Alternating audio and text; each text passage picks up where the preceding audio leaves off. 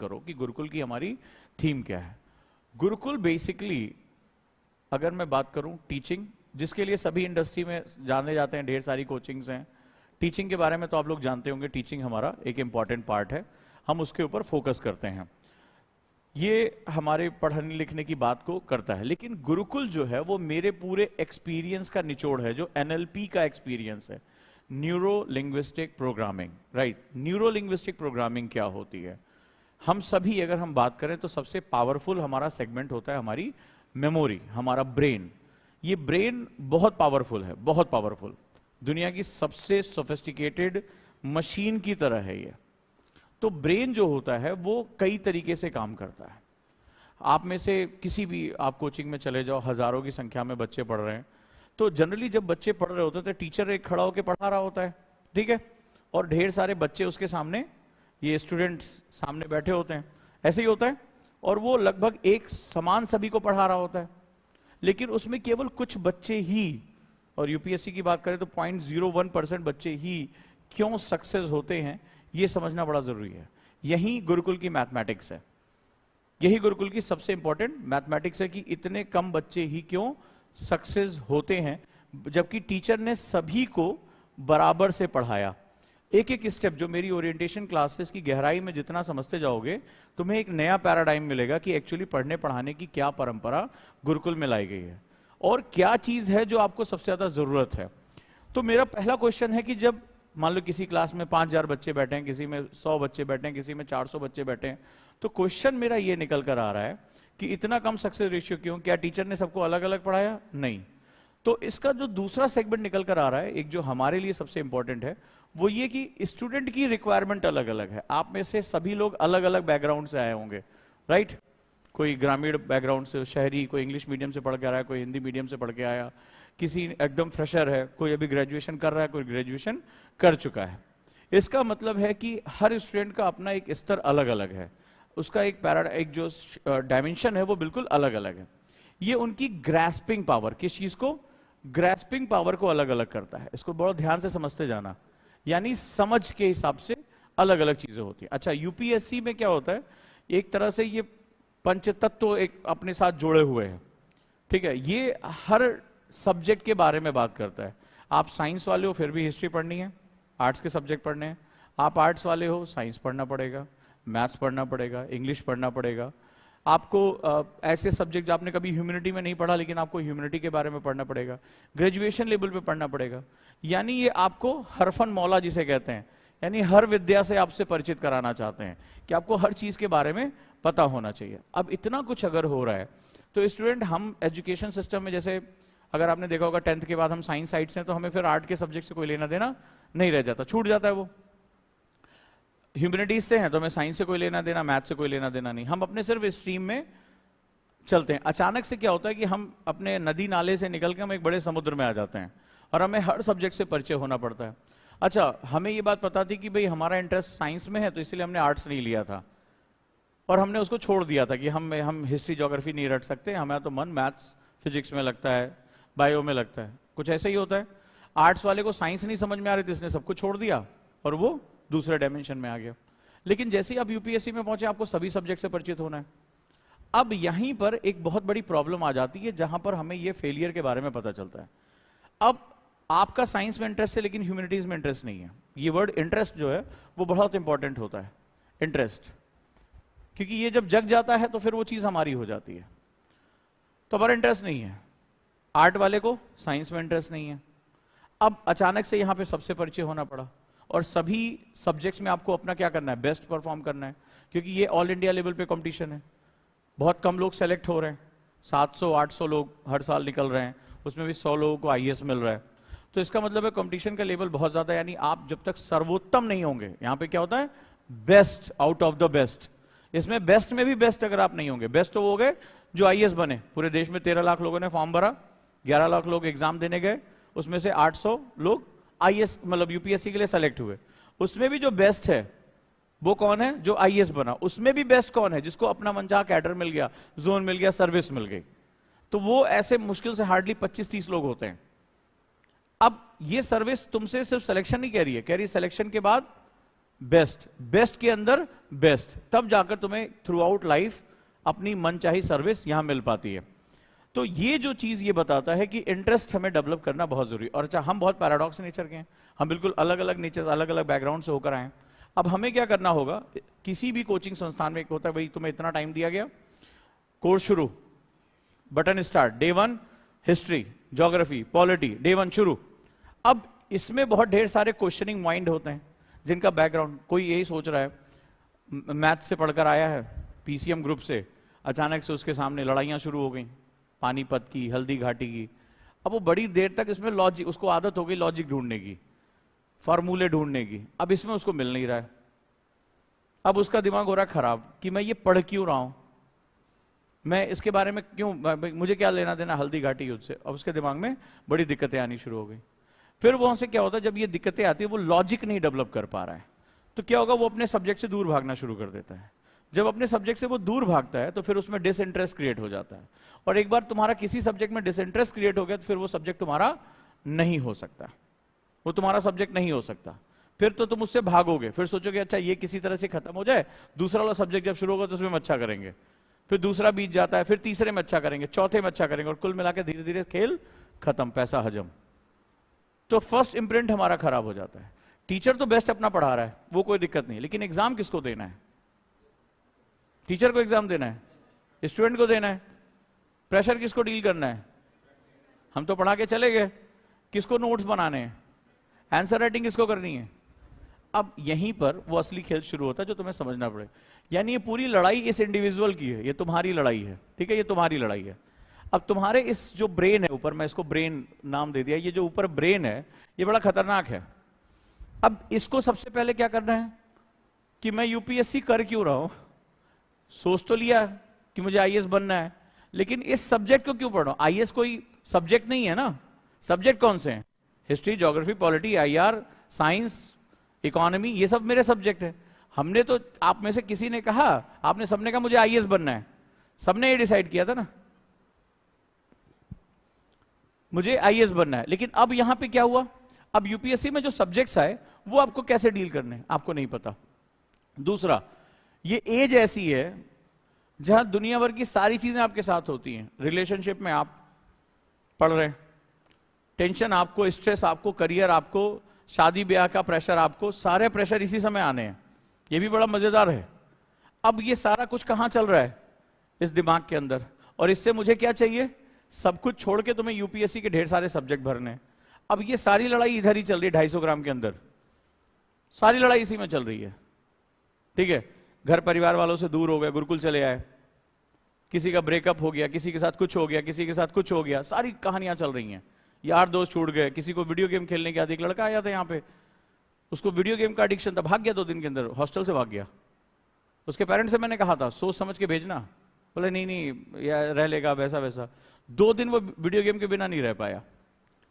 जब उसने करिकुलम यहाँ का देखा, यार ये तो सोने का खाली टाइम दे रहे हैं, तो उसकी हालत खराब हो गई। तो ये क्या, ये सब किसके साथ हो रहा है? हमारे साथ हो रहा है। अब यहां जो काम किया जाना है वो टीचर के ऊपर काम नहीं किया जाना है, यहां स्टूडेंट के ऊपर काम किया जाना है। तो स्टूडेंट जो होता है उसको बनाने और बिगाड़ने वाला जो वर्ड होता है वो होता है हैबिट। क्या होता है? हैबिट, यानी आदतें। जैसा मैंने स्प्रिंग थ्योरी में बताया था, ये समझते जाना क्या चीज है। और गुरुकुल में 2 टीमें एक साथ काम करेंगी तुम्हारे ऊपर, तो तुम्हें अपने आप को ढील देनी पड़ेगी, तुम्हें अपने आप को छोड़ना पड़ेगा। अब ये आदतें जो होती हैं, हमारा दिमाग जो है ना, ये अच्छी और बुरी आदतों को नहीं पहचानता, वो सिर्फ आदत को पहचानता है। आदत क्या होती है?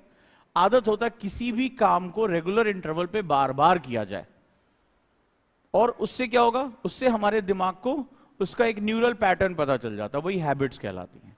किसी भी काम को, जैसे किसी को सिगरेट पीने की आदत है तो आदत है, उसकी बॉडी और उसके माइंड को क्या होता है, उसकी तलब होती है। किसी को चाय पीने की आदत है, उसकी तलब हो जाती है, तो वो क्या होता है, उसको चाय चाहिए होता है, या किसी को कॉफी पीना है, ठीक है। हर चीज की एक आदत हो जाती है। किसी को फोन की एडिक्शन हो गई, थोड़ी देर पे भी नोटिफिकेशन ना बजे, अभी देखो परेशान हो जाएगा, कहीं ऑफ तो नहीं कर दिया, बैटरी तो नहीं खत्म हो गई, ऐसा दिल धड़कने लगता है। किसी का फोन छूट जाए, आदत है हाथ में हमेशा फोन रखने की, तुम देखो उसका फोन छूट जाता है तो उसकी कैसी तड़प हो जाती है, क्या जैसे किडनी विडनी छूट गई हो, हार्ट वार्ट छूट गया उसका, ये हालत हो जाती है। तो बहुत सी अजीबो गरीब चीजें होती है, हैबिट्स। अब ये आदतें जो होती हैं गुड और बैड, दिमाग इन दोनों को डिस्टिंग्विश नहीं कर सकता। हम जो कुछ भी बनते हैं अपनी आदतों की वजह से बनते हैं। जो कुछ भी हम हैं या जो कुछ भी हम होंगे वो सिर्फ हम चूज करते हैं, और इससे ज्यादा कुछ नहीं है। हेल्थ हो गया, आध्यात्म हो गया, जीवन शैली हो गई, पढ़ना लिखना, पास फेल। आप इससे पहले किसी ना किसी कंपटीशन के साथ जुड़ चुके होंगे पक्का, आपने कुछ ना कुछ तैयारी जरूर की होगी। और अगर आप फेल हुए तो मैंने आपसे कहा था एनालिसिस करने के लिए, तो अगर आप वो एनालिसिस नहीं कर पाए हैं तो आपने, अगर आप उसको एनालिसिस करेंगे आप पाएंगे कि उस समय जब आपको पढ़ने का टाइम था, जब आपको पता था आपको फलाना कंपटीशन देना है, आपने कुछ और चूज किया। हाँ या ना? कभी याद करके देखिए, चाहे ग्रेजुएशन का एग्जाम हो, 12th का एग्जाम हो, कोई कंपटीशन हो, आपने क्या चूज किया? एक दूसरी चीज चूज की, और नतीजा क्या रहा? हम वहां से दूर हो गए, जो हमें मिलना था हमें नहीं मिला। तो ऐसा क्या लग रहा है कि यहां आने के बाद वो चीज बदल जाएगी? नहीं, वो क्योंकि आपके अंदर है, वो आपके अंदर है। जो गलती आपने वहां की वो गलती आप यहां भी करोगे। उस समय भी आपने कोई ट्यूशन ज्वाइन किया था, याद करिए, कभी आप ट्यूशन गए नहीं, कभी आपने रिवीजन किया नहीं, तो यहां पर भी आप एक संस्था के साथ जुड़े हो। तो अगर वो आदतें आपके अंदर रह गई तो फिर जगह बदल देने से, टीचर बदल देने से और कोचिंग बदल देने से वो कुछ नहीं होगा। ये बात हमें पता है। आप, कई बच्चे ऐसे हैं जो 2-3 कोचिंगें ज्वाइन कर लेते हैं, कुछ नहीं होता उनका, क्योंकि प्रॉब्लम यहां पर है इसकी प्रोग्रामिंग में। जब तक आप इसे नहीं चेंज करोगे तब तक काम नहीं होगा। मान लो जैसे मैंने क्या किया, प्रोग्राम लिखा, मैंने कुछ टाइप किया, टाइपिंग में एरर है, मैंने प्रिंट दिया, एक बार एचपी का प्रिंटर यूज किया, तो प्रिंट में वो गलती आएगी कि नहीं आएगी? मैं गुस्सा गया, मैं दूसरी कंपनी का प्रिंटर उठा लाया, फिर मैंने प्रिंट दिया, अब गलती आएगी कि नहीं आएगी? फिर मैं तीसरा प्रिंटर उठा लाया, मैंने कहा बहुत महंगा वाला कैनन का प्रिंटर यूज करेंगे, तो हमने उससे प्रिंट दिया, अब गलती आएगी कि नहीं आएगी? प्रॉब्लम कहां है? प्रॉब्लम टाइपिंग एरर में है, प्रॉब्लम प्रिंटर में नहीं है। सो हम एक्सटर्नल वर्ल्ड को देखने के आदी हैं। हम ये चुनते हैं कि कोचिंग कौन सी अच्छी है, टीचर कौन सा अच्छा है, करिकुलम कहां अच्छा है, लेकिन वो उस करिकुलम में मुझे कितना चेंज किया जाएगा, दैट इज वेरी इंपॉर्टेंट। हम यहां पर उसी के बारे में बात करें। तो गुरुकुल क्या है? गुरुकुल की 3-4 टीमें अलग अलग काम करेंगे। गुरुकुल में जो सबसे इंपॉर्टेंट है वो करिकुलम बहुत इंपॉर्टेंट है, ठीक है। गुरुकुल एक ऐसा एटमॉस्फेयर है जो आपको बदलने के लिए बनाया गया है। अब जरा देखते हैं वो चीज क्या हो सकती है। तो जैसा मैंने बताया कि हम अगर सक्सेस लाइफ में करते हैं तो सक्सेस कुछ और नहीं होती। सक्सेस की डिफिनीशन अगर पूछा जाए तो सिर्फ सेलेक्टिव, चुनिंदा, सेलेक्टिव गुड हैबिट्स होती है, और कुछ नहीं है। सक्सेस यही है, क्योंकि ये हैबिट क्या काम करता है। अब जरा ध्यान से सुनो, ये दुनिया का सबसे बड़ा साइंस है। इसको आइंस्टाइन ने कहा था दुनिया का 8वां सबसे बड़ा अजूबा। इस बात को अगर आज तुम यहां से क्लास से समझ गए तो तुम्हें गुरुकुल का 1 साल का करिकुलम समझ में आ जाएगा, गुरुकुल कैसे तुम्हें ट्रांसफॉर्म करने जा रहा है। और इस चीज को बहुत ध्यान से समझने की कोशिश करना। Selective good habits, when I use the word selective, यानी कि चुना हुआ, चुना हुआ। तो सेलेक्टिव जो होता है अनकॉन्शियस नहीं होता है, इट इज कॉन्शियस। आप किसे चुनते हैं? जिसके बारे में आप जानते हैं। जैसे आप कपड़े खरीदने गए तो ऐसे थोड़े ना होगा आबरा का 1 2 3 4 5 10वें नंबर पे जो कपड़ा आएगा हम ले लेंगे, ऐसे चुनते हो। जूते खरीदने गए तो बोले आबरा का डबरा लूडो आया 6 में तो हम ये वाला जूता उठा लेंगे, ऐसे चुनते हो किसी चीज को। जब आप किसी चीज को चुनने जाते हो तो आपके दिमाग में क्या होता है बताओ? सबसे ऐसे थोड़े ना जरूरतें पूरे, जरूरत जूते वो पैर में तुम वो कपड़े बांध लो, अफ्रीका के लोग बांध के घूमते, जरूरतें पूरे नहीं हो जाएंगी। कौन से जूते के साथ तुम्हारी जरूरतें ऐसी पूरी हो रही? सबसे पहले जब आप जूता खरीदने जाते हो सबसे पहले आप देखते हो आपकी जेब में कितना है। नहीं, ऐसा नहीं करते। इसका मतलब कभी खरीदारी नहीं की। मान लो कोई पर्स खरीदने जा रहा है तो सीधे प्रादा के पर्स पे कूद जाते हो क्या? जेब में पता चला 500 रुपए है, रक्षाबंधन पे मिले भाई ने दिए, तो प्रादा के पर्स पे थोड़े ना कूदोगे, उसकी कॉपी ढूंढोगे ना कि हमें ये चीज चाहिए। फॉर एग्जाम्पल, सबसे पहले आप अपना बजट देखते हो, फिर अपना इंटरेस्ट देखते हो। मान लो जैसे आपको हरा कलर पसंद है, आपको नहीं हो सकता पसंद हो, तो आप अपनी चॉइस को रखते हो ना। हम सेलेक्ट कैसे करते हैं चीजों को? फिर उसके बाद हम अपनी नीड्स देखते हैं, हमारी जरूरत क्या है। मान लो किसी को कोचिंग के सामान रखना है, उसमें किताबें रखनी है, कुछ रखना है, तो उसको बड़ी जगह चाहिए होगी, पर्स में या बैग में। किसी को नहीं, खाली शो ऑफ करना है कि भाई पार्टी में जाना है, तो उसका पर्स अलग होगा। तुम देखना ध्यान से, ऐसे ही होता है। जब कोई रेगुलर यूज के लिए उसमें देखेगा कितनी चेन है, सिंगल चेन नहीं डबल चेन चाहिए, चोरी पैसे रखने की भी जगह चाहिए, सामान कितना आएगा नीचे से वो खोल के देखते हैं। कभी देखना लेडीज लोगों को पर्स खरीदते हुए तो वो नीचे से खोल के देखते हैं, भैया कितना चौड़ा है, पूरा पर्स खोल के दिखाओ। लेकिन जब किसी को शो ऑफ खाली करना होता तो वो क्या होता है, छोटा होना चाहिए, हैंडी होना चाहिए, चमकदार होना चाहिए, फोटो में अच्छा आना चाहिए। तो क्या होता है, नीड्स के हिसाब से हम चुनते हैं। तो सिलेक्शन जो होता है उसमें हम अपनी कॉग्निटिव, क्या कौन सा ब्रेन का कॉग्निटिव फंक्शन यूज करते हैं। ये क्लासेस आपको पूरी तरह से बदल के रख देंगी। आपको अपने बारे में पता ही नहीं है, आपको लगता है कि पढ़ा दिया, पढ़ लिया और सक्सेस हो गए। तो मेरा वही क्वेश्चन है कि हर क्लास में टीचर सबको बराबर पढ़ा रहा है, सक्सेस सबको क्यों नहीं मिल रही है?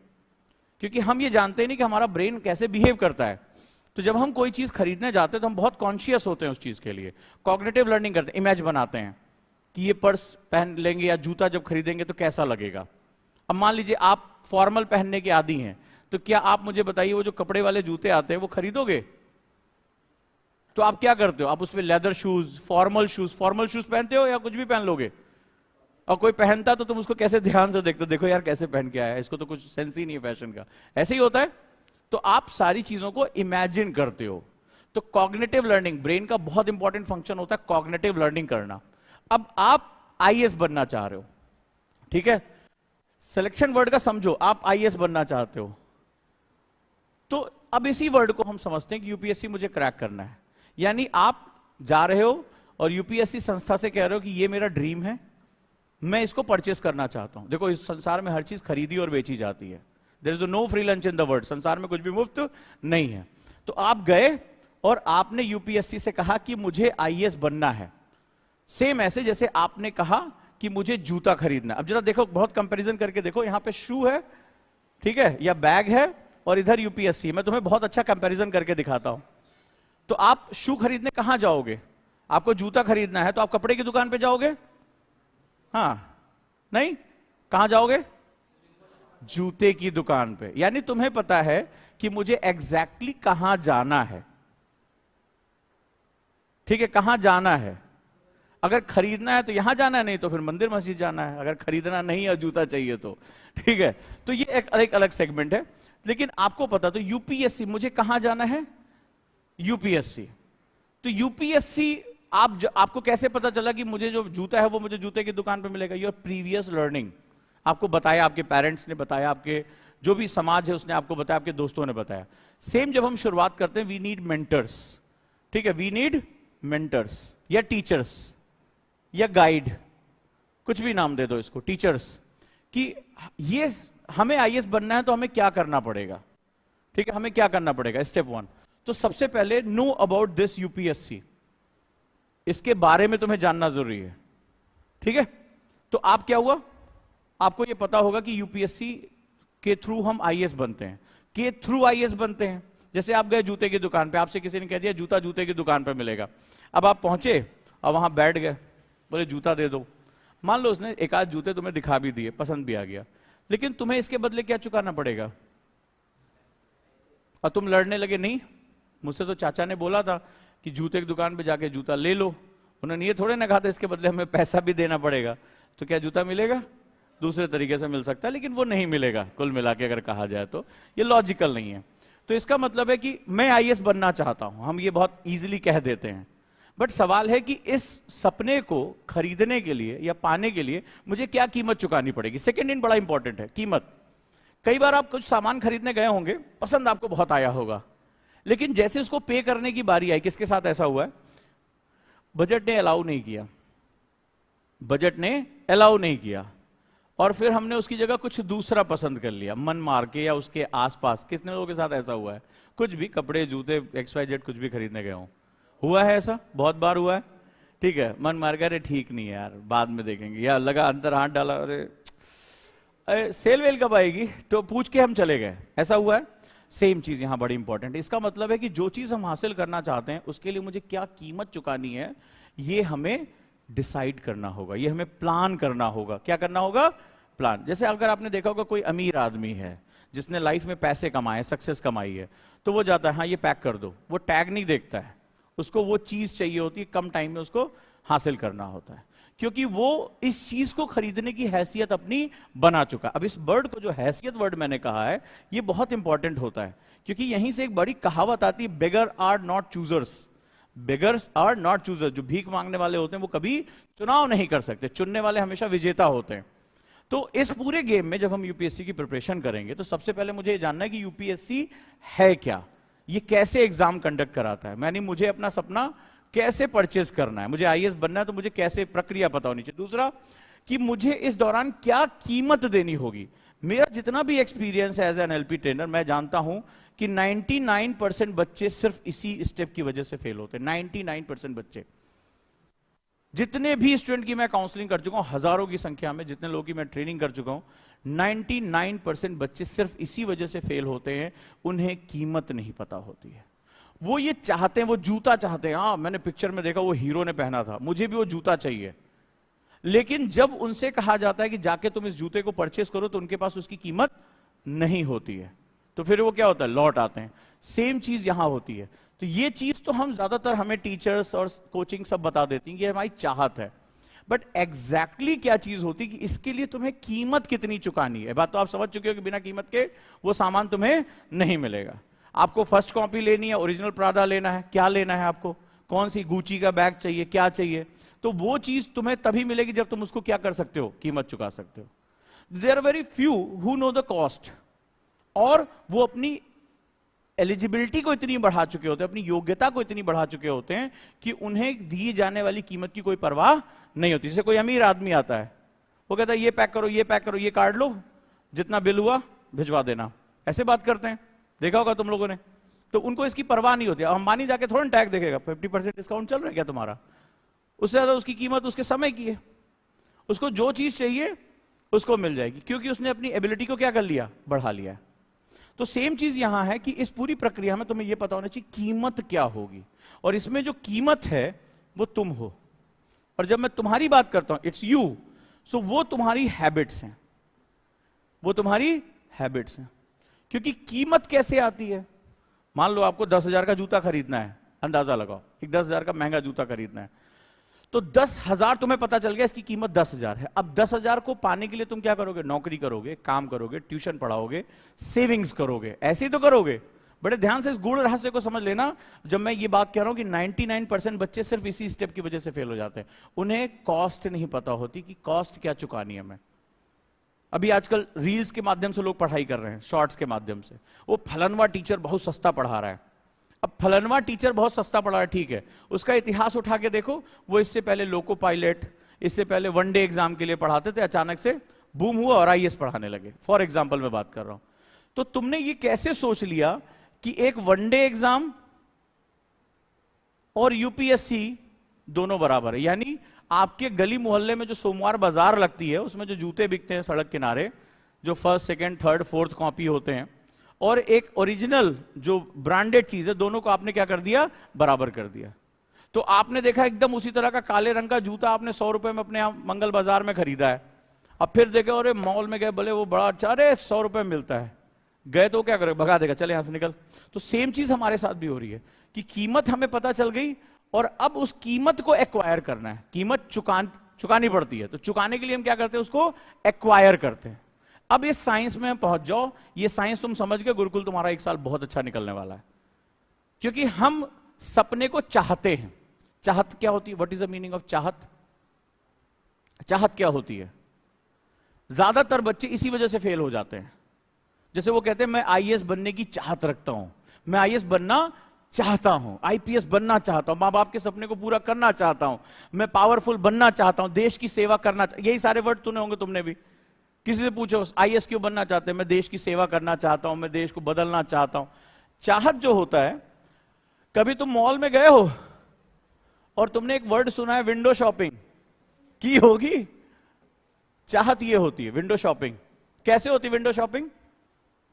मॉल क्या होते हैं, गए, खिड़की पे पुतला लगाओ, बड़ा सुंदर सा कोट है, बड़ा सुंदर से जूते हैं, प्रोडक्ट है, बाइक है, कुछ भी है, बड़ी हसरत से उसे देख के, सोच के बड़ी देर तक काश ये मिल जाए, उसके बाद वहां से निकल लेते हैं।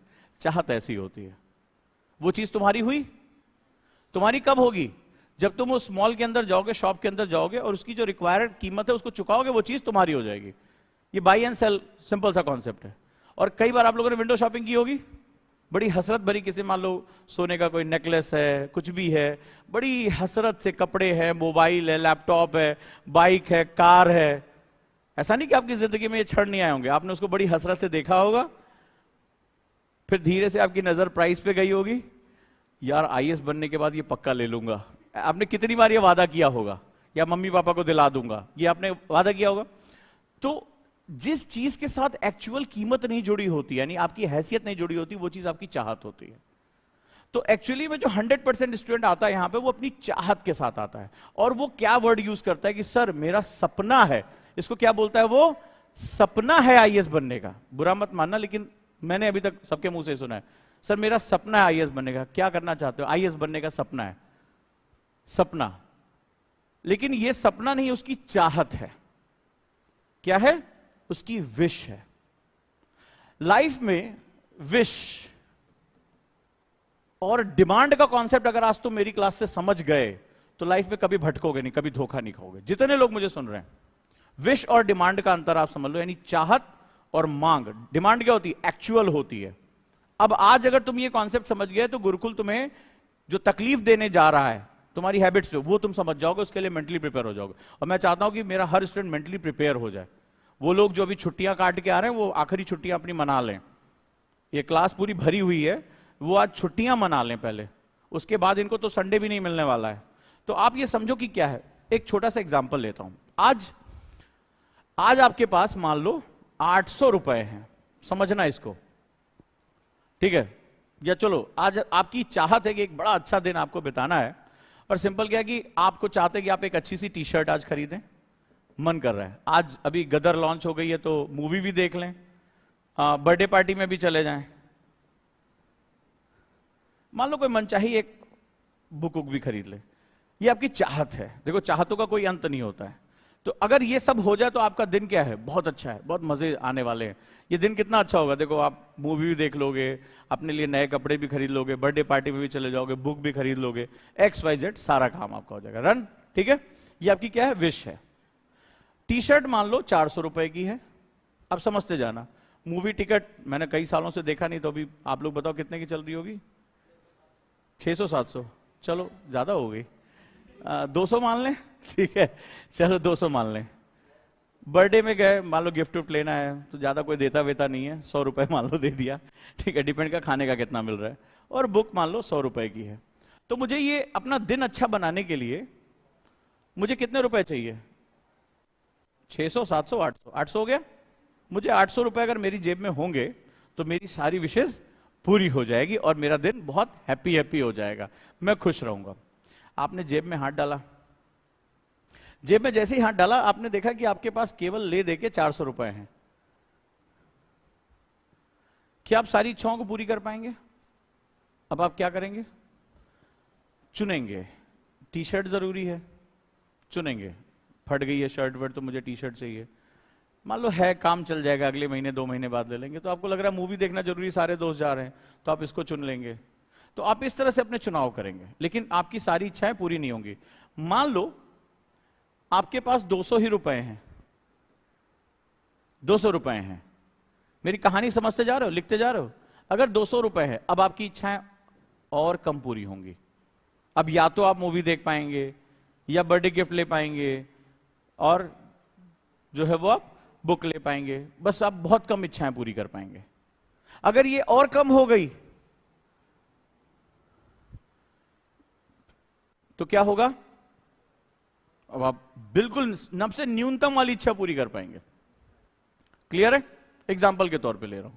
तो आपकी चाहत थी कि मुझे ये सब कुछ मिल जाए तो मेरा दिन बहुत हैप्पी हो जाएगा, लाइफ एक मीनिंगफुल हो जाएगी। बट ये सब कुछ किस पे डिपेंड कर रहा है?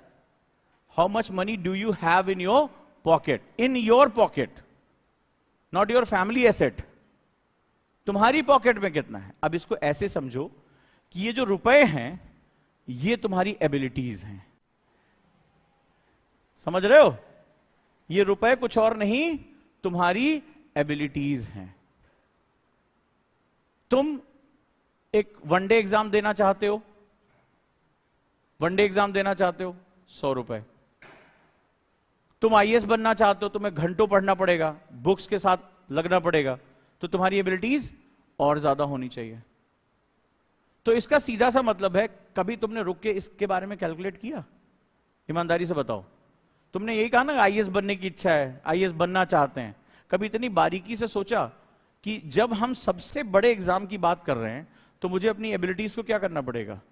बढ़ाना। एबिलिटीज मतलब योग्यता। इस एग्जाम को मान लो कोई एक छोटा मोटा एग्जाम है, 4 घंटे पढ़ के हो जाएगा, दूसरा एग्जाम है 6 घंटे पढ़ के हो जाएगा, 6 महीने पढ़ के हो जाएगा, लेकिन यूपीएससी एग्जाम में मुझे पता नहीं कितने घंटे कितने दिन इसी कंसिस्टेंसी के साथ बढ़ना पड़ेगा। और योग्यता क्या होती है? What is the meaning of ability? Ability होती है डिमांड के अकॉर्डिंग सप्लाई करना। जैसे मान लीजिए आपको रटने की बड़ी आदत है, आपने रट बहुत अच्छा लिया, लेकिन एग्जाम कह रहा है रिटन होगा, तो क्या आपका रटा हुआ काम आएगा आपको लिखने की? आपने कभी प्रैक्टिस ही नहीं, बोले मैं किताब की किताब याद कर लेता हूं, क्या करोगे? आप राइटिंग नहीं कर पा रहे हो। आप राइटिंग बहुत अच्छा कर लेते हो, बोल नहीं पाते, इंटरव्यू में गए निपटा दिए जाओगे। पता चला आपसे एक्सप्लेनेटरी बहुत अच्छे हो रहे हैं, बहुत अच्छा लिखते, लेकिन जैसे ऑब्जेक्टिव की बात आ रही है आपका दिमाग सटक जाता है, अब खत्म हो जाएगा। तो एबिलिटी होती है जिस युद्ध में आप उतर रहे हो उस युद्ध की कलाओं के बारे में जानना। और हम इसको कैसे कहते हैं? हम सोचते हैं 10 घंटे पढ़ लिया तो हम आईएएस बन जाएंगे। कई बच्चे मेरे से पूछते हैं सर आईएएस के लिए कितना घंटा पढ़ना होगा? बट सवाल यह है कि उन घंटों में तुम्हें करना क्या होगा? मेरे क्वेश्चन को जरा ध्यान से सुनना और लिख लेना इसको। हम लोग ये पूछते हैं ना, पूरा इंटरनेट भरा पड़ा है कि 8 घंटे पढ़े कि सर 10 घंटे पढ़े। ऐसे होता है ना, कितने घंटे पढ़ना पड़ता है? बड़े ध्यान से जो लोग ये क्वेश्चन पूछते हैं सुने। सवाल ये नहीं है कितने घंटे पढ़ना है, सवाल ये है कि उस एग्जाम के लिए मुझे जो भी योग्यता चाहिए, वो चाहे 10 घंटे में आए, 20 घंटे में आए, मुझे 24 घंटे हो, मुझे कोई लेना देना नहीं, मुझे वो एबिलिटीज क्रिएट करनी है। क्योंकि ये क्या है? डिमांड सप्लाई है। ये डिमांड सप्लाई है। क्यों? क्योंकि मैंने अभी आपसे क्या कहा? पहले तुम्हें जानना पड़ेगा। जूते के लिए जूते की दुकान पे जाना पड़ेगा। परचून की दुकान पे जाओगे तो जूता पहनोगे नहीं, जूता खाओगे, वो वाला हिसाब किताब हो गया। तो गलत जगह नहीं जाना है, यानी करियर बर्बाद नहीं करना है। तो पहले तो ये पता होना चाहिए। तो जब आपको पता होना चाहिए तो आप क्या कहते हो कि सर मुझे 10 घंटा पढ़े या 12 घंटा पढ़े? नहीं, हमें एबिलिटीज जनरेट करनी होगी। तो गुरुकुल कुछ और नहीं है, एबिलिटीज को जनरेट करने का नाम है। तुम 10 घंटे में करो, तुम्हें जरूरत है तो तुम 15 घंटे करो, तुम्हें 16 घंटे करो, इट डजंट मैटर। तो आज के बाद अपने दिमाग से ये निकाल देना।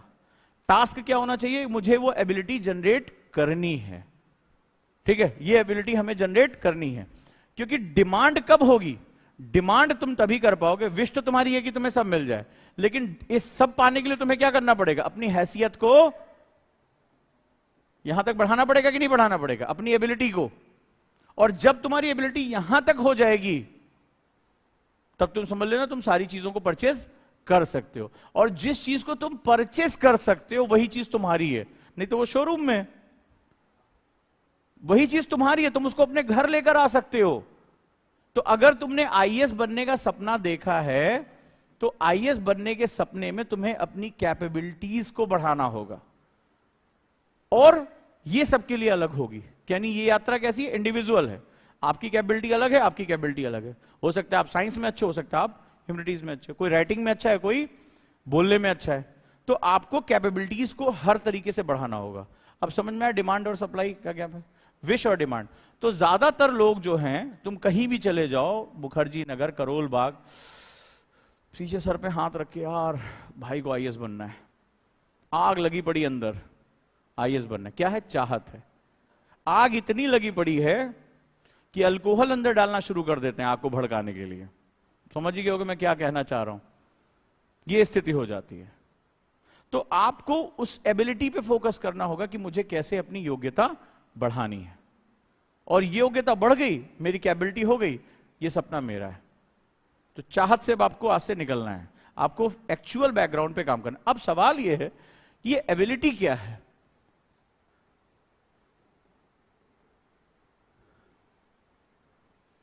ये सबसे इंपॉर्टेंट, योग्यता क्या है? क्योंकि यही योग्यता क्या काम करेगी? आपकी परचेजिंग पावर। ये सपना खरीदना पड़ता है। क्यों भाई? 13 लाख लोग एग्जाम दे रहे हैं, तुम अकेले होते इस रेस में दौड़ने वाले तो बाबू तुम ही फर्स्ट हो, तुम ही लास्ट हो, कोई टेंशन नहीं थी। 13 लाख लोग इसी सपने के साथ उतर गए। उसमें आजकल एक नया फैशन आ गया जिसको आईपीएस मिल रहा है, आईआरएस मिल रहा है, आईआरटी मिल रहा है, वो सब वापस आके आईएएस बनने के चक्कर में दोबारा एग्जाम दे रहे हैं। वो पहले ही सीट खा चुके, फिर दोबारा तुम्हारी सीट खा रहे हैं। आईआईटी से भी वो यहीं आ रहे हैं, एम्स से वो यहीं आ रहे हैं, सीए करके यहीं आ रहे हैं, दुनिया के टॉप मोस्ट यूनिवर्सिटी से पढ़े हुए हैं वो यहीं आ रहे हैं। ऑलरेडी एसडीएम है फिर भी एग्जाम दे रहे हैं। क्यों? क्योंकि उन्हें आईएएस चाहिए। तो ये एग्जाम का नेचर बहुत ही जबरदस्त हो जाता है। अब ये योग्यता की जो बात होती है, योग्यता आपकी परचेसिंग पावर बढ़ाएगी। सवाल है योग्यता क्या होती है? अब जरा इसको समझो। एक युद्ध हो रहा है, ठीक है? तो आपको पता होगा जैसे महाभारत के युद्ध में एक था कि तलवार वाला तलवार से लड़ेगा और गदा वाला गदा से। चलो युद्ध छोड़ देते, खेल का नियम है, ठीक है? अब खेल जो हो रहा है वो हॉकी का है। हॉकी के खेल के नियम अलग होते हैं। हॉकी का खेल है, आप क्रिकेट बहुत अच्छा खेलते हो, आप क्रिकेट बहुत अच्छा खेलते हो और आपको हॉकी के नियमों की नॉलेज नहीं है। आपको किसी ने बता दिया खेल ही तो है, खेल लोगे। अब आप क्रिकेट से सीधे किस में घुस गए? हॉकी में। वो स्टिक ऐसे पकड़ के चल रहे हैं और आपको ऐसे पकड़ के खड़े होने की आदत है। दोनों का मामला अलग है। आप जैसे ही सामने गेंद देखते हो घुमा देते हो, उनको गेंद को हॉकी के साथ लेके चलना पड़ता है। तो क्या करोगे इस खेल के मैदान में? क्या करोगे खेल के मैदान में? 4 आदमी के सर ही फोड़ोगे, इससे ज्यादा कुछ नहीं करोगे। यही तो करोगे। तो अगर आप क्रिकेट के खिलाड़ी हो, क्रिकेट के जानकार हो, ठीक है, या वॉलीबॉल के खिलाड़ी हो, हाथ से बॉल को मारते हो और फुटबॉल के गेम में तुम्हें उतार दिया, तो फुटबॉल के खेल में अगर हाथ लग गया तो हैंड पेनल्टी हो जाती है। और वॉलीबॉल के गेम में आप पैर नहीं मार सकते, आपको हाथ से ही बॉल टच करनी, वहां पेनल्टी। दोनों के नियम अलग हैं, दोनों के नियम अलग हैं। तो इसका मतलब है जिस खेल में उतरे हो उस खेल के नियम तुम्हें पता होने चाहिए। योग्यता किसकी बढ़, मान लो तुम्हें पता चल गया कि यार मुझे हॉकी खेलनी है, मुझे फुटबॉल खेलना है और मुझे हाथ से नहीं बॉल टच करना है, मुझे पैर से बॉल टच करनी है, पैर से मारना है, बैलेंस पैर से बनाना है सब कुछ।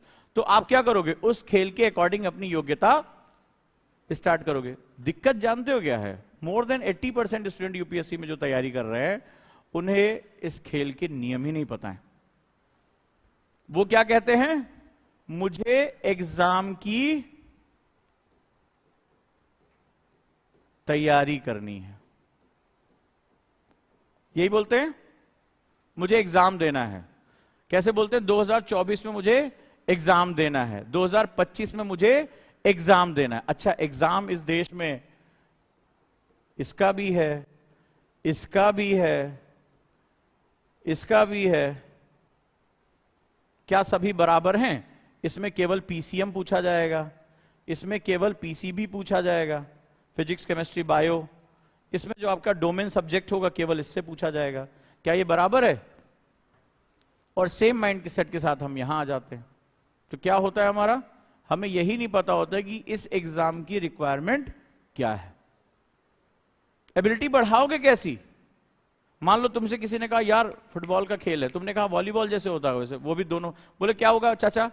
तो चाचा मतलब जो हमारे मठाधीश होते हैं, कई सालों से तैयारी कर। अबे बोले बॉल से खेली जाती है। अच्छा, तो वॉलीबॉल के खिलाड़ी ने प्रैक्टिस बढ़ा दी, 2-3 घंटे और एक्स्ट्रा प्रैक्टिस करने लगा और पता चला जिस दिन उतरा तो उस दिन पता चला ये मैच तो पैर से खेला जाता है और प्रैक्टिस आपने बढ़ा दी। क्या होगा? तो आप क्या पूछते हैं सर कितने घंटे पढ़ना चाहिए?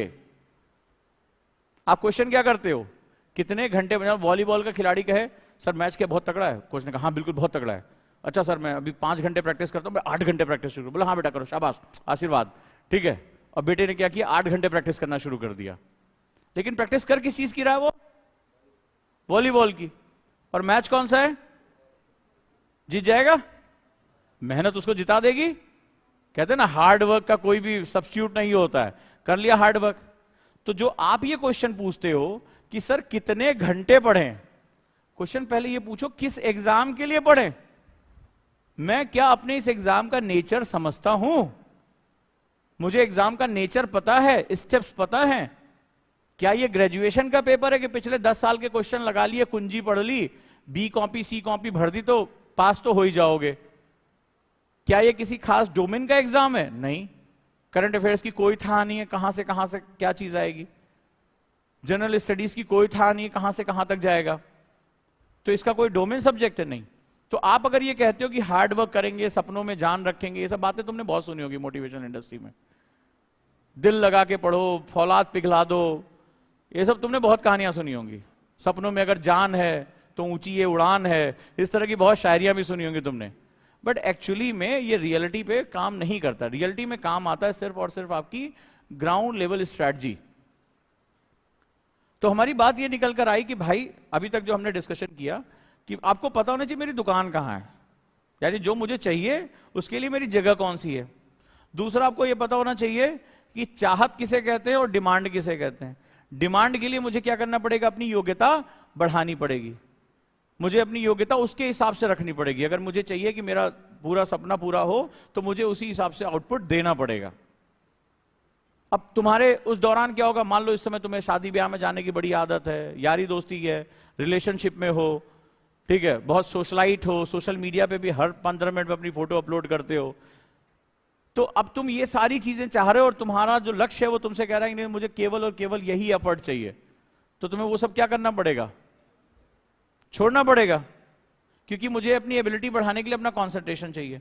फिर तीसरी जो बात हुई इंपॉर्टेंट, वो है एबिलिटी किसके लिए। पहले इस एग्जाम का नेचर तो समझो, ये है क्या, क्योंकि एबिलिटी पता चला तुमने वो पुराने काम में बोला अच्छा रुको 12 घंटे पढ़ लेते हैं आईएएस बन जाएंगे, कहीं इंटरव्यू में पढ़ लिया था, वो टॉपर था वो 12 घंटे पढ़ता था। लेकिन सवाल है कि 12 घंटे पढ़ने वालों की कमी पड़ी है, पढ़े हुए, लेकिन सिलेक्शन क्यों नहीं हो रहा है, क्योंकि वो 12 घंटे में क्या पढ़ना है, एबिलिटी किस चीज के लिए निकालनी है, इसके बारे में वो सोच नहीं रहे। इतनी फोटोज में सिर्फ बहुत से ऐसे स्टूडेंट हैं जो सेकंड डिविजनर हैं, इनके माँ बाप को भी इनसे उम्मीद नहीं थी कि ये कभी जिंदगी में सक्सेस होंगे, जिन्होंने पैदा किया, लेकिन इन्होंने वो लाइन ड्रॉ कर दी। क्यों? क्योंकि उन्होंने इस एग्जाम की रिक्वायरमेंट को समझ लिया कि मुझे कैसे इसको क्रैक करना है। और बहुत से स्टूडेंट मेरे पास आते हैं गाइडेंस लेने के लिए, जिनको लगता है कि डे वन अरे भाई ये तोप हैं, लेकिन धीरे धीरे पता चलता है कि यहां तोपें फिस हो जाती, काम ही नहीं चलता है। तो एबिलिटी जो बढ़ाने के लिए अब अगली जो चीज है कि मुझे नेचर ऑफ द एग्जाम पता होना चाहिए। एबिलिटी बढ़ेगी किसकी, नेचर ऑफ एग्जाम से। बड़ा जरूरी है नेचर ऑफ एग्जाम, नहीं पता यूपीएससी का नेचर आप लोगों को पता ही नहीं एक्चुअली में।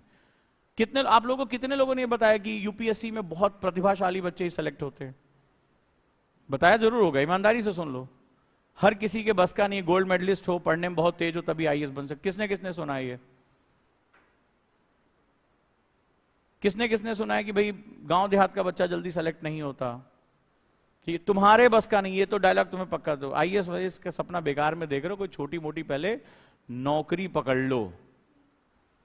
लड़कियों के लिए बोला गया होगा बीएड कर लो, टीचर बन जाओ, ठीक है। लड़कों के लिए बोला गया होगा एलडीसी पकड़ लो, एक सरकारी नौकरी नहीं होगी तो शादी नहीं होगी, माँ बाबूजी का खर्चा कब तक। ये सब कहानियां तो आपको बताई गई होंगी, ठीक है। तो ये आपने भी सुन रखी होंगी और आपको सुनाने वालों ने भी ये सालों से पीढ़ियों को सुनाते चले आ रहे हैं। तो नेचर ऑफ एग्जाम बड़ा जरूरी। अब नेचर ऑफ एग्जाम क्या होता है, जैसे मान लो आप एक बहुत अच्छे तलवारबाज हो, बहुत अच्छी तलवार चलाते हो, तो आपसे बोला प्रतियोगिता में भाग लेना, आपका खून तुरंत फड़फड़ाने लगता है, बाहर आने लगता है। बोले हाँ बिल्कुल मैं पहुंच रहा हूं, मां तलवारें घुमाते हुए दोनों हाथों से एकदम चले। आपकी प्रतिभा में कोई कमी नहीं है। अब जरा सुनो होता क्या है। अब जब पहुंचे आप उस सभा में तो संगीत की प्रतियोगिता हो रही थी, संगीत की प्रतियोगिता हो रही थी। वहां राग मल्हारी, राग दरबारी, वो बड़े बड़े स्वर उठ रहे हैं। अब आप अगर उसमें अपनी तलवार चलाओगे तो जहां से स्वर निकल रहा है तुम वो स्रोत ही बंद कर दोगे। सेम चीज हम यहां करते हैं, बुरा मत मानना, लेकिन सेम हमारी जर्नी, हम एक्चुअली इतना हमें ब्लाइंड कर दिया जाता है कि जब तक तुम यात्रा के बारे में जानोगे नहीं तब तक यात्रा तुम करोगे ही नहीं। हमें बताया नहीं जाता lecture 1 oh we are going for the history, अच्छा ज्योग्राफी, धड़ाधड़ नोट्स बंडल पीडीएफ, पता नहीं क्या क्या। लेकिन क्यों, मैं अपने आप को कैसे प्लान करूं? और बच्चा भी सोचता है हाँ मास्टर साहब बहुत बढ़िया पढ़ा रहे हैं, यही पढ़ाएं, यही एग्जाम दे, खत्म करें यार, छुट्टी, हमने तो फीस दे दी है। बच्चा भी सपने देखने लगता है कि ये जो फोटोज टंगी हैं इसी में हमारी भी एक और टंग जाएगी, संस्थान टांग ही देगा। लेकिन ये तुम्हारी लड़ाई है, तुम ये क्यों भूल जा रहे हो? इंडिविजुअल हो तुम, ये तुम्हें लड़ना है, ये सारा प्रेशर तुम्हें डील करना है। तो ये मोटिवेशन नहीं, एक्चुअल जो है फैक्चुअल जो चीज है उसको जानने की कोशिश करो। तो नेचर ऑफ एग्जाम में तुम तलवारबाज अच्छे हो लेकिन मामला संगीत का चल रहा है, तो फिर वहां तुम जाके डिजास्टर करोगे, थोड़ी देर बाद भगदड़ मच जाएगी वहां पे जब तलवार चलाना शुरू कर दोगे। तो एक्चुअली में हम यही करते हैं, क्योंकि हम ये अलग अलग बैकग्राउंड से आए हैं। मान लीजिए आप में से कोई ऐसे बैकग्राउंड से है जिसको बताया गया कि बी सी डी कॉपी भर दिया, कुछ भी लिख के भर दिया, क्वेश्चन ही 4 बार लिख दिए तो पास हो जाओगे। किसने किसने कहानी सुनी है? मास्टर साहब के यहां झोला लेके सब्जी लेके जाओगे, या कुंजी आती है, की मिलती है, हर यूनिवर्सिटी के पीछे छोटी छोटी किताब की दुकानें होती हैं, वहां पे खूब बिकती है, जिसमें बेचने वाला कहता है लाल किताब गारंटी, पास होने गारंटी। या आजकल तो और ऑर्गेनाइज हो गया, पर्ची वर्ची भी अब आजकल इंस्टीट्यूशनल वे में बनने लगी है, होता है। अब आप ऐसे किसी कल्चर से निकल कर आ रहे हो, सब लोग नहीं है लेकिन ऐसे कल्चर से निकल कर आ रहे हो, और अचानक से आपने कहा अरे मुझे आईएएस बनना है, चले आए, घुस है, क्या करना होगा, किसी ने बताया फलनवा कोचिंग में चले जाओ, हो जाएगा अपना, तो चले आए। लेकिन आप नहीं जानते कि इस एग्जाम में आपका नेचर क्या है। आप इस इंडिविजुअल लड़ाई में अकेले हो। बस जिसको ये राज समझ में आ गया कि मैं इस लड़ाई के योग्य हूं या नहीं हूं, पहले तो हमें यह पता करना होगा। और अगर मैं योग्य नहीं हूं तो मुझे अपनी योग्यता यानी एलिजिबिलिटी कैसे बढ़ानी है, अपनी एबिलिटी कैसे बढ़ानी है। अगर मुझे ये इस पे काम कर लिया तो सिलेक्शन बहुत आसान है, क्योंकि एक्चुअली में तुम्हें ऐसा लग रहा है कि 13 लाख लोगों से कंपटीशन है, लेकिन अगर तुम मेरी अभी तक की क्लास सुन चुके होगे तुम्हें पता चल गया होगा कि 80% लोग इस एग्जाम के बारे में जानते ही नहीं है। वो एक अलग ही खुमारी में है, एक अलग वो सपना देख रहे हैं कि वो आईएएस बनना चाहते हैं। और सिर्फ 20% लोग ऐसे हैं जिन्हें इस प्रोसेस के बारे में शायद पता है, और 10% लोग ही उस पर काम कर पा रहे हैं। और लिटरली अगर तुम देखोगे 5 से 7% लोग हैं जो इस प्रोसेस को फॉलो करते हैं। तो तुम्हारा कंपटीशन इतने लोगों से नहीं है, तुम्हारा कंपटीशन एक्चुअली में जो लड़ाई है वो केवल 5 से 7% लोगों की है। अगर तुम एक प्रक्रिया को फॉलो करते हो तो कंपटीशन है ही नहीं है इसमें, लेकिन वो स्टेप्स तुम्हें फॉलो करने पड़ेंगे। और इस दौरान तुम्हारी जो कमियां हैं वो तुम्हें अपने मेंटर्स को बताना पड़ेगा। इसीलिए हमने टीचर्स प्लस मेंटर्स का कॉन्सेप्ट रखा, क्योंकि टीचर ने अपनी बात कह दी, टीचर कम्युनिकेशन करता है, स्टूडेंट टीचर से कम्युनिकेशन नहीं कर पाता। हमने कम्युनिकेशन को बाय डायरेक्शनल रखा। तो हमने एक डायरी दी है, सबके पास आ गई है। ये डायरी अगर नहीं मिली मुझे तो तुम्हारे लिए डिजास्टर होगा। इसके बिना तुम यहां घुस नहीं सकते, क्योंकि ये सबसे बड़ा मेरा कम्युनिकेशन मॉड्यूल है। तुम्हारी सुबह आंख खुलने के बाद तुम सबसे पहले मेरे मॉड्यूल में हो, और मेंटर्स के साथ आपको बात करनी है। ये डायरी डेली चेक होती है, इसकी रिपोर्ट मेरे पास बन के आती है, फिर मैं उसको बुलाता हूं बात करने के लिए। क्योंकि आप यहां पहला माइंडसेट गुरुकुल में तय कर लीजिए कि आप यहां अपना दिमाग खोलने के लिए आए हैं, आप यहां खुद को बदलने के लिए आए हैं। Success is equal to selective habits. Selective habits, selective मतलब जिसको हम कॉन्शियसली चुनते हैं। और जब हम किसी चीज को कॉन्शियसली चुनते हैं तो हम उसके साथ क्यों, कैसे, कहां, कब की बात करते हैं। जब आप कॉन्शियसली जूता खरीदने जाते हैं तो उससे पहले कई सवाल पूछते हैं, यही जूता क्यों। मान लो आपने एड़ी वाला जूता बढ़िया सा ले लिया और आपको खेलना फुटबॉल है, जूता आपको चाहिए था क्रिकेट और फुटबॉल के लिए, और जूता आपने ले लिया हील वाला, तो पूरा ग्राउंड गएगा टिकटॉक टिकटॉक चलते, तो पूरी आपकी हालत खराब हो जाएगी वहां पे। या किसी ने हील की सैंडल खरीद ली और रनिंग करनी है उसको, पूरा वो रनवे खोद डालेगी उसके अंदर, तो क्या होगा, डिजास्टर होगा ना, गलत चुनाव होने की। तो आप क्या करते हैं, जब आप जूता खरीदने जाते हैं तो आप सारी चीजों को देखते हैं ना। तो सेम यहां पर भी है कि जब आप सेलेक्टिव होते हैं तो आप उसके सारी चीजों को चेक करते हैं। यानी सेंटर आप हैं, आपकी चॉइस है, तो आप किसी और ने टॉप किया, किसी ने क्या किया, आपको इससे कोई मतलब नहीं होना चाहिए। तो आप कौन है, सेंट्रल यूनिट आप हैं। आप यहां आए हैं गुरुकुल में अपनी सारी कमियों को हमें बताने के लिए, सेलेक्टिव हैबिट्स के साथ जोड़ने के लिए। आगे बढ़ते हैं। तो आपका कंपटीशन अगर सही तरीके से चले तो आपका कंपटीशन कोई बहुत ज्यादा नहीं है। अब नेचर ऑफ एग्जाम क्या चीज हमसे कह रहा है। आपने तो सुना होगा कि इस एग्जाम में 3 स्टेप होते हैं। चलो देख लेते हैं कौन कौन सा। प्री, मेंस, इंटरव्यू, यही किसने किसने सुना है। चलो बताओ प्री क्या होता है, सबसे पीछे प्री क्या होता है।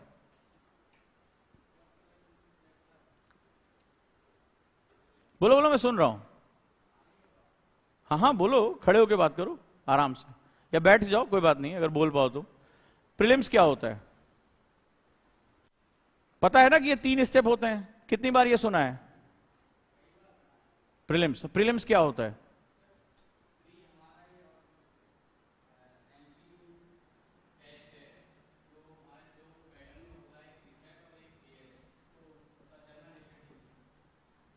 हाँ,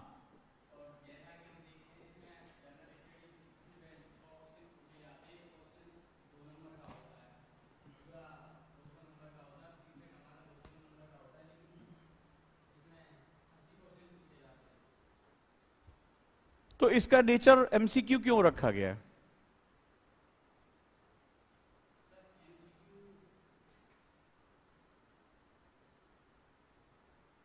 आप लोग लिखो, मैं अपनी हर बात को प्रूव करता हूं। इसका नेचर एमसीक्यू क्यों रखा गया है? एमसीक्यू क्या होता है?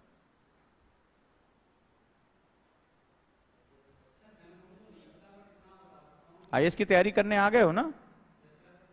उम्र, एज, ठीक है, 21 साल हो गया, तुम्हें नहीं पता? और इसका कब से सोच लिया था आईएएस बनने का? 2000, अभी इसी साल सिक्का उछाला है, ठीक है। तो इतने दिनों में तुम ये फर्स्ट स्टेज नहीं समझ पाएगी एमसीक्यू क्या होता है, एमसीक्यू क्यों क्यों कराया जाता है। इन्होंने बताया कि प्रीलिम्स क्या होता है, जीएस होता है, सीसैट होता है, इतने क्वेश्चंस आते हैं, यही सबको पता है, 99% को भी ये पता है। जिसको ये पता है कि ये प्रीलिम्स ऑब्जेक्टिव क्यों होता है और ऑब्जेक्टिव क्या होता है, उसके लिए एग्जाम आसान है। आज तुम्हें यहां प्रूव करके भेजूंगा कि तुम्हें एग्जाम के बारे में कुछ नहीं पता। तुम्हारे फेल होने का रीजन तुम्हारे अंदर मौजूद है। तुम गायन प्रतियोगिता में तलवार चलाने जा रहे हो, या तलवारबाजी की प्रतियोगिता में तुम राग मल्हारी गाने जा रहे हो, तो तुम्हारी प्रॉब्लम यह कि तुमने कहा कि सर बहुत मन से गाना गाया। अबे तुम्हारा गाना सुनने थोड़े ना कोई आया था, वहां तलवारबाजी की प्रतियोगिता चल रही थी। तुम गलत प्रतियोगिता में गलत चीजें कर रहे हो, उसके बाद कहते हो सर मैं मेहनती बहुत हूं। क्या करेंगे तुम्हारी मेहनत का? तुम किसी ऐसी प्रतियोगिता में गए कुश्ती देखने के लिए, कुश्ती चल रही, वहां डांस शुरू हो जाए तब, और तुम कुश्ती के बहुत बड़े शौकीन हो, तुम कुश्ती के लिए अपना टाइम और पैसा खर्च करके गए हो, तो सेम चीज तुम यही कर रहे हो यूपीएससी के साथ। इससे पहले मैं सेमिनार में बताया था वो क्या चाहता है, दैट इज इंपॉर्टेंट। तो आप ये एग्जाम देने जा रहे हो, एमसीक्यू क्या होता है? मल्टीपल चॉइस क्वेश्चन, ठीक है। क्या होता है? ऑब्जेक्टिव, ऑब्जेक्टिविटी किसे कहते हैं? वस्तुनिष्ठता किसे कहते हैं? निष्ठ यानी यही है, इसी में, इति, ये निष्ठ है, कहते हैं निष्ठावान, यानी इसके साथ ये जुड़ा हुआ है। इसका मतलब है मेरे पास जो 4 ऑप्शंस हैं उसमें एक पक्का सही है, एक पक्का सही है, इन्हीं 4 में से एक आंसर है। बेसिकली जो ऑब्जेक्टिविटी होती है, ऑब्जेक्टिव होना, ऑब्जेक्टिव का मतलब होता है भीड़ में संकेंद्रित होकर देखना, यानी आपके विस्तार से आपके केंद्रीकरण होना। जैसे मैग्नीफाइंग ग्लास देखा है, तो सूर्य की किरणों को समेट के क्या कर देता है, एक बिंदु पे लेकर आता है। तो ऑब्जेक्टिविटी कहता है कि आपने जो चीजें पढ़ी हैं, जो संकल्पनाएं, कॉन्सेप्ट समझे हैं, उसमें से सही तथ्यों की तुम जांच पड़ताल कर सकते हो या नहीं कर सकते हो। एक्चुअली में अगर मैं तुमसे कहूं, इसका मतलब होता है रीजनिंग एबिलिटी, रीजनिंग एबिलिटी। ये कोई हल्की फुल्की बात नहीं, प्री है, एमसीक्यू है, ऑब्जेक्टिव है। रीजनिंग एबिलिटी का मतलब क्या होता है? किसी भी बुद्धिमान इंसान के लिए, बड़े ध्यान से समझना, किसी भी बुद्धिमान इंसान के लिए जो बुद्धि का पहला सेगमेंट है, बुद्धि का पहला सेगमेंट क्या होता है? रीजनिंग होना। रीजनिंग का मतलब होता है उसके कारण कथन प्रभाव के बारे में जानकारी। रीजनिंग क्या कहता है कि क्या कारण है, एनालिटिकल माइंड होना चाहिए, और क्या प्रभाव है। What is the reason, what is the effect? Reason effect है। तो ये क्या है? ये रीजनिंग माइंड है। रीजनिंग माइंड मतलब है सोचने की शक्ति का आगे प्रसार होना। तो मैं बार बार रीजनिंग की बात कर, रीजनिंग का मतलब होता है सामने दिए गए फैक्ट्स में से अपने काम का फैक्ट चुन लेना, ये रीजनिंग होता है। This is known as reasoning. तो ये यूपीएससी प्रीलिम्स का जो एग्जाम है वो कुछ और नहीं है, रीजनिंग है। हाल ही में साइंटिस्ट ने ये किया, इस कथन पर विचार करिए, फॉलोइंग दीज सेंटेंसेस 1 2 3 4 ऐसे क्वेश्चन आते हैं। महात्मा गांधी के आंदोलन पे निम्नलिखित कथन पे विचार करिए, फॉलो द स्टेटमेंट 1 2 3 4। उसके हम 4 अलग कि महात्मा गांधी ने ऐसा किया, महात्मा गांधी का इन्होंने सहयोग किया, इसका ये प्रभाव रहा, उस समय का जो है वाइसराय या जो गवर्नर जनरल था वो ऐसे ऐसे काम कर रहा था। आपने 4 बातें वहां पे कर दी, उसमें से आपसे कह रहा है कि इसमें से सही बात कौन सी है। तो रीजनिंग क्या होता है, रीजनिंग हमें एक ओवरऑल पिक्चर देख के अपनी चीज को चुनने की ताकत देता है। रीजनिंग का यह प्रभाव होता है, और माना जाता है, दुनिया भर के दार्शनिक ये कहते हैं कि इंसान को ज्ञान प्राप्त करने के लिए, नॉलेज, विजडम अटेन करने के लिए उसका रीजनिंग माइंड होना बहुत जरूरी है। क्यों? क्योंकि रीजनिंग माइंड से ही वो न्यू नॉलेज, वर्ड लिख लो इसको, न्यू नॉलेज को एक्वायर कर सकता है। बड़े ध्यान से लिखना, आज तुम्हें पता चलेगा तुम्हें प्रीलिम्स के बारे में ही नहीं पता था और तुम पूरे टाइम प्रीलिम्स तैयारी कर रहे हैं, प्रीलिम्स की तैयारी कर रहे हैं, तो तुम्हारे सामने किताबें रख दी जाती, नोट्स रख दिया, तुम अभी उसको यूटिलाइज ही नहीं कर पाते। तो न्यू नॉलेज का होना, अब न्यू नॉलेज का होना क्यों जरूरी है ये समझो। मैंने अभी इससे पहले बताया नेचर ऑफ एग्जाम, मेरी बातों को लिखते जाओ, इस पर आपको घर जाकर आज ऐसे लिखना है। मैंने जो पढ़ाया उसमें मुझे एक विस्तार चाहिए, आपकी थिंकिंग चाहिए, क्योंकि यही है रीजनिंग का मतलब होता है थिंकिंग एबिलिटी की शुरुआत। थिंकिंग क्या है? थिंकिंग, विचार करने की शक्ति। तो विचार करने की शक्ति, पावर ऑफ थिंकिंग। क्यों? अब जरा इसको सुनो ध्यान से। नेचर ऑफ द एग्जाम क्या कहता है? यूपीएससी तुम्हारा सिलेक्शन किसके लिए करेगा? ऑफिसर्स, ऑल इंडिया लेवल, यही है। आप अधिकारी बनोगे या कुछ और बनोगे? ये तो कंफर्म है ना, अधिकारी बनने के लिए। अधिकारी के सामने, ये अधिकारी क्या, कौन सा होता है? लोक सेवक होता है, पब्लिक सर्वेंट होता है। क्या होता है? लोक सेवक। यानी जनता के सामने जो भी समस्याएं आ रही हैं, और इधर कौन है? सरकार है, ये गवर्नमेंट है, मान लो इसका नाम मैंने रख दिया गवर्नमेंट। गवर्नमेंट जो कि संविधान से बंधी हुई है, डीपीएसपी से, वो कहती है कि भाई भारत को लोक कल्याणकारी राज्य होना चाहिए। कैसा होना चाहिए? वेलफेयर स्टेट होना चाहिए। यानी वेलफेयर मतलब गरीबी हटाने के लिए सरकार को पैसा दे, सड़क बनाने के लिए दे, बिजली दे, स्वास्थ्य के लिए दे, ज्ञान विज्ञान को आगे बढ़ाए, हम और ज्यादा स्पेस क्राफ्ट अपने भेज सकें। तो इसके बारे में जो है वो बात होती है। ये कौन करता है? गवर्नमेंट डिसाइड करती है। हर साल इसके लिए वो क्या बनाती है? बजट बनाती है, एक मकसद को लेकर। चलो गरीबी निवारण करेंगे, इस बार हम सभी बच्चों का टीकाकरण करेंगे, पोलियो वैक्सीन देंगे, XYZ सारी बातों को लेकर। लेकिन इस बजट को इंप्लीमेंट करने का काम कौन करता है? लोक सेवक। अब ये जो होता है, ये लोक सेवक है। मैंने आपको रख दिया कि आप लोक सेवक हैं थोड़ी देर के लिए। ये लिंक होता है किसके बीच में? गवर्नमेंट। आप किसके बीच में लिंक होंगे? गवर्नमेंट, जो कि एक इच्छा रखती है कि देश से गरीबी खत्म हो, सभी बच्चों को एजुकेशन मिले, लड़कियों के लिए टॉयलेट्स बने, जो है ड्रॉप आउट रेशियो कम हो, बाल विवाह कम हो। हर अपनी गवर्नमेंट का सबका एक टास्क होता है। पर्यावरण सुरक्षित रहे, जो है सफाई बढ़े, ओपन डिफिकेशन, खुले में शौच की व्यवस्था खत्म हो। और आप लिंक होते हैं किसके बीच में? जनता के बीच में। ये पब्लिक है। ये जो अभी मैं सिलेबस डिस्कशन करूंगा, तो ये जो, इसको हम लोग सोसाइटी बोलते हैं। क्या बोलते हैं? सोसाइटी। अब ये बड़ी हेटेरोडॉक्स होती है, बहुत ही अलग है। कोई धर्म से जुड़ा हुआ है, कोई जाति से जुड़ा हुआ है, कोई विचारधारा से, कोई जेंडर से, कोई भाषा से, कोई क्षेत्र से, कोई स्टेटस से, कोई वर्ग से, ये जुड़े हुए हैं। अलग अलग तरह के लोग एक जगह रह रहे हैं। आपने कहा कि स्वच्छता बढ़ानी है, और चाचा कह रहे नहीं है, जब तक हम खेत की तरफ निकलेंगे नहीं तब तक हमारा काम होगा नहीं। तो ये बड़ा ही एक दिक्कत वाली बात यहां हो जाती है। अब आपको समझाना है और आपको कन्विंस करना है। अब जरा ध्यान से देखो कि सरकार ये कह रही है कि आपको ये चीज करने, आपको ये लक्ष्य प्राप्त करके हमें देना है। गांव में हमें सड़क चाहिए, या अभी आपने देखा कि 100% कह रही गवर्नमेंट की इंस्टीट्यूशनल डिलीवरी कराओ, सभी जो गर्भवती महिलाएं उनको पोषण दो और उनकी इंस्टीट्यूशनल डिलीवरी कराओ। अब पता चला गांव में ही 50 तरह की दिक्कतें। वो बोले नहीं, हमारे, मान लो किसी की सास बोली, कह रहे नहीं हमारी बहू अस्पताल नहीं जाएगी, हमारे यहाँ इनके पापा, उनके पापा, इनके पापा जो है वो फलाने फलाने ऐसे पैदा हुए। दुनिया भर की बातें हो जाती हैं। अब आपको अपना प्रोग्राम गवर्नमेंट कह रही कराओ, ये कह रहे नहीं कराओ। अब आपको सामने क्या दिक्कत आती है? सिचुएशन आ जाती है, और इस सिचुएशन में आप अपने दिमाग का प्रयोग करते हैं, क्योंकि इस सिचुएशन से निपटने के लिए आपके पास कोई भी मैनुअल नहीं है। कोई मैनुअल नहीं कि पढ़ के बटन दबा दिया और हो गया। आपको क्या करना पड़ेगा, रीजनिंग करनी पड़ेगी। रीजनिंग, जो वर्ड निकल कर आया है रीजन से, रीजन का मतलब होता है कारण, क्योंकि हर कारण एक प्रभाव पैदा करता है। Every reason create an effect. बड़े ध्यान से इसको लाइन को लिखो, बड़ा खास लाइन है। यही यूपीएससी सिर्फ 2 वर्ड में है। रीजन इफेक्ट अगर तुमने मेरे साथ सीख लिया, एनालिटिकल माइंड तुमने सीख लिया, तुम्हें कोई दुनिया की ताकत रोक ही नहीं पाएगी। हम प्रॉब्लम में इसलिए क्योंकि हम रीजन इफेक्ट को समझते ही नहीं है। कारण और प्रभाव, कोई भी चीज हो रही उसका कारण है, चाहे वो सफलता हो चाहे असफलता हो, जीत हो हार हो कुछ भी हो, और उसका प्रभाव। चंद्रयान 2 छोड़ा गया और वो क्या हुआ, अपनी ऑर्बिट में सक्सेसफुली वो जो है वो नहीं लैंड हो पाया, तो प्रभाव क्या पड़ा, पूरी दुनिया ने, भारत पाकिस्तान जैसे लोग भारत के बारे में बोलने लगे।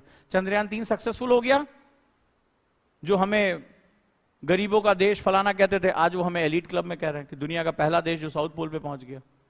तो कारण और प्रभाव, ये क्या होता है, अगर हम कहें प्रभाव, भारत की शक्ति बढ़ गई, भारत स्पेस पावर बन गया, तो उसका कारण होगा। तो कारण और प्रभाव दोनों एक दूसरे के साथ चलते हैं, बड़े ध्यान से समझना। कारण और प्रभाव, इस संसार में जो कुछ भी लॉजिकल है वो क्या है, कारण और प्रभाव की वजह से है। अगर देश गरीब है तो उसके कारण है, तो गरीबी क्या है, प्रभाव है, तो गरीबी का कारण। जिस दिन तुमने ये 2 वर्ड को सही से तुमने समझ लिया, कॉज एंड इफेक्ट, उस दिन तुम्हें यूपीएससी समझ में आना शुरू हो जाएगा। कॉज एंड इफेक्ट रीजनिंग का फंडामेंटल होता है। आप क्या सोचोगे, भाई ये जो चचा हैं, ये ओपन डिफिकेशन, सरकार कह रही है कि हमें तुम्हारे जिले में 0 खुले में शौच नहीं चाहिए, और चचा जो है वो तमाम तरह के तर्क दे रहे हैं, देखो शास्त्रों में ये लिखा है, ढिकाना में ऐसा हुआ है, फलाना चीजें ऐसी हुई हैं, तो आप इसके बारे में बहुत सी बातें करते हो। अब सवाल ये है कि चचा को समझाएं कैसे, तो आपको कारण प्रभाव लाना। आप चाचा को लाठी भी नहीं मार सकते, क्योंकि आप लोक सेवक हैं, मालिक नहीं है, आप लोक सेवक हैं, ठीक है। तो आपको क्या करना पड़ेगा, अब आपको गवर्नमेंट के टास्क पूरे करने के लिए आपको क्या करना पड़ेगा, नई लॉजिक को डेवलप करना, समझाना पड़ेगा, पीयर ग्रुप बनाने पड़ेंगे, आपको उनको बताना पड़ेगा कि इससे कितनी बीमारियां होती हैं। वो अपने तर्क देंगे, आपको अपने तर्क देने होंगे। यानी ऑफिसर बनने का पहला गुण क्या होना चाहिए, you must have the reasoning mind. बड़े ध्यान से लिख लो इसको, ऑफिसर बनने के लिए पहला गुण होना चाहिए, you must have reasoning mind. यानी वहीं से आपको सॉल्यूशन निकालना है, वहीं से आपको सॉल्यूशन निकालना है। यस, हेलो,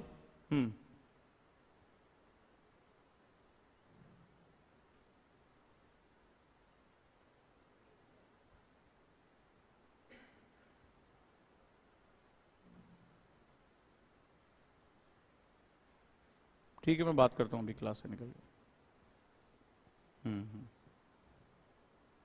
ठीक है, तो ये आपको समझना पड़ेगा कि कारण और प्रभाव क्या चीज होती है, है ना। तो आपकी पहली शर्त मानना जा रहा है कि आपके पास रीजनिंग माइंड होना चाहिए, क्योंकि आपको सिचुएशन को एनालिसिस करके क्या करना है, सॉल्यूशन निकालना है या क्राइसिस मैनेजमेंट करना है। और ऑफिसर्स को ये बहुत करना पड़ता है, पूरी लाइफ में ये काम करते रहना पड़ता है।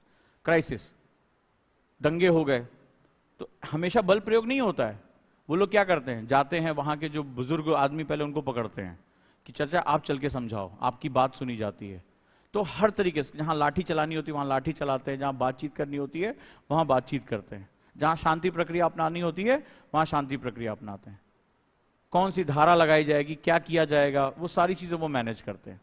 तो रीजनिंग माइंड सबसे इंपॉर्टेंट। तो इस एग्जाम का जो पहला नेचर है वो क्या है, आपका रीजनिंग माइंड चेक करना। और ये क्या है, स्क्रीनिंग है, इसके मार्क्स जोड़े नहीं जाते हैं, इसमें सिर्फ ये देखा जाता है प्रीलिम्स में कौन इस एग्जाम में आगे जाने योग्य है या नहीं है। प्रीलिम्स के मार्क्स आपके जोड़े नहीं जाते फाइनल मार्क्स में, ये सिर्फ कट ऑफ है। तो वो किस लिए, ताकि ये देखा जाए कि आप सीरियस कैंडिडेट हो या नहीं हो। अब आ जाओ मुख्य परीक्षा पर, मेंस पे। मेंस क्या है, what is the mains, pre समझ में आया, ये सिर्फ एमसीक्यू नहीं है, ये आपका कैरेक्टर है। तो अगर आप आज से जब पढ़ना शुरू करें, तो अगर आप रीजनिंग माइंड के हैं, तो जब मैं सिलेबस एनालिसिस कराऊंगा तो उसका मकसद क्या है, आपका रीजनिंग माइंड चेक करना।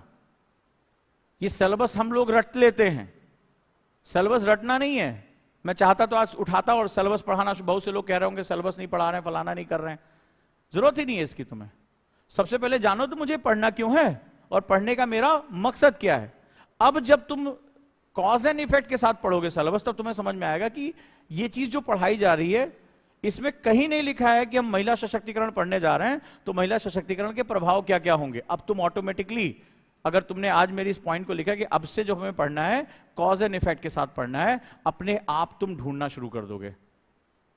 और अभी तुम चाहो तो प्रैक्टिस कर सकते हो घर जाके। अगर एक महिला सशक्त हो जाती है, एक महिला सशक्त हो जाती है, तो महिला के सशक्त होने के क्या क्या कारण होंगे, और एक महिला अगर सशक्त हो जाती है तो क्या क्या प्रभाव होंगे। लिख सकते हो आज तुम लोग, घर जाके होमवर्क दे रहा हूं, क्वेश्चन है, बड़ा इंपॉर्टेंट क्वेश्चन है। देखिए तुम्हारा थिंकिंग, तुम्हें समझ में आएगा यूपीएससी है क्या बेसिकली। और तुम जो समझ रहे थे वो उससे डिमांड सप्लाई अलग है। तुम राशन की दुकान पे जूता ढूंढ रहे थे, सही दुकान पे पहुंचो। तो कॉज एंड इफेक्ट, एक महिला के सशक्त होने के क्या क्या कारण हो सकते हैं। वुमेन को इंपावर करना है, कैसे तुम इंपावर करोगे, कारण मतलब उसके कैसे तुम उसकी प्रक्रिया को स्थापित कर सकते हो, और उसके क्या क्या अगर एक महिला, एक वुमेन जो है इंपावर हो गई, इफेक्ट्स क्या क्या होंगे। जैसे फॉर एग्जांपल एक पढ़ी लिखी महिला है, मान लो महिला को तुमने पढ़ा दिया, तो निश्चित रूप से उसके बच्चे की एजुकेशन बहुत अच्छी हो सकती है।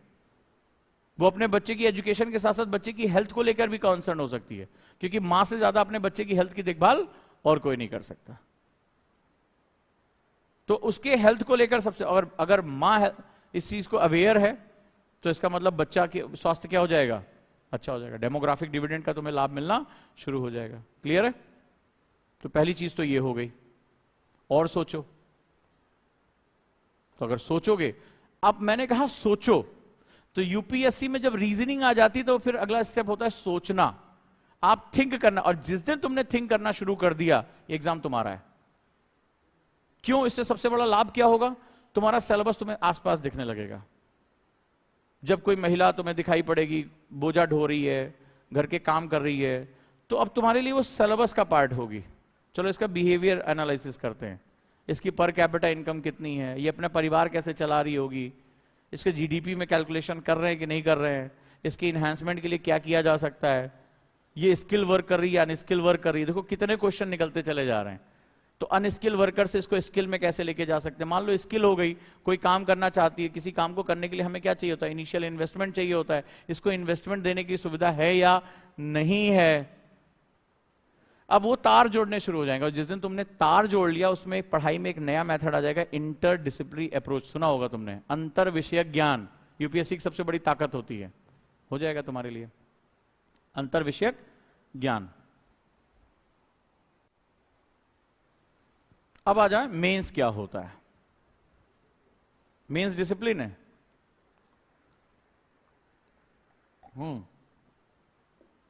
एक पार्ट तो अच्छा है तुम्हारा। मेंस और क्या है, मुख्य परीक्षा। सुना है कि नहीं सुना इससे पहले, 1750 नंबर का होता है। हाँ, व्हाट इज मेंस एग्जाम, अपना ज्ञान विचार व्यक्त करना। मान लो तुम्हारा कुछ भी विचार है तो व्यक्त कर दोगे उसमें। चलो,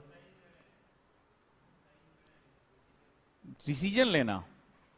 आप बताओ, मेंस परीक्षा तुम ही बताओ।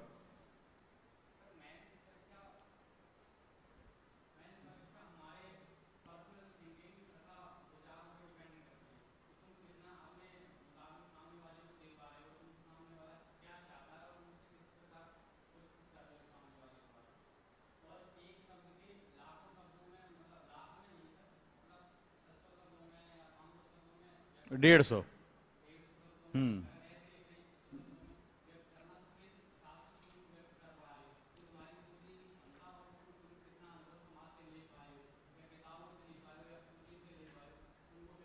चलो इसको और थोड़ा एलिब्रेट, कोई और जवाब देना चाहेगा। गर्ल्स एकदम चुपचाप बैठी हुई हैं।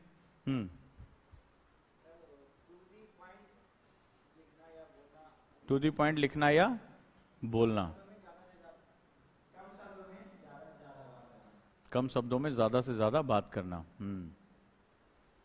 और कोई, तुम लोगों को तो मेंस के बारे में पता होगा। मेंस एग्जाम सबसे टफेस्ट और सबसे इंपॉर्टेंट फेज माना जाता है, क्योंकि इसी के मार्क्स से आपके करियर तय होता है। अगर मैं तुमसे कहूं तो मेंस कुछ और नहीं, व्यक्तित्व है। पर्सनैलिटी तुम्हारी क्या है। ये जो तुम इस पूरी प्रक्रिया में गेन करते हो वो मेंस है। जो यूपीएससी की प्रिपरेशन में जो तुम गेन करते हो वही मेंस है।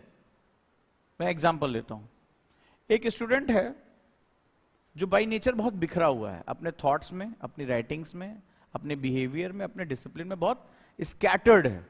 कभी इकोनॉमिक्स उठा लेगा, कभी पॉलिटी उठा लेगा, कभी खूब बोलना शुरू कर देगा, कभी राइटिंग नहीं करेगा, किसी डिसिप्लिन को वो फॉलो नहीं करता है।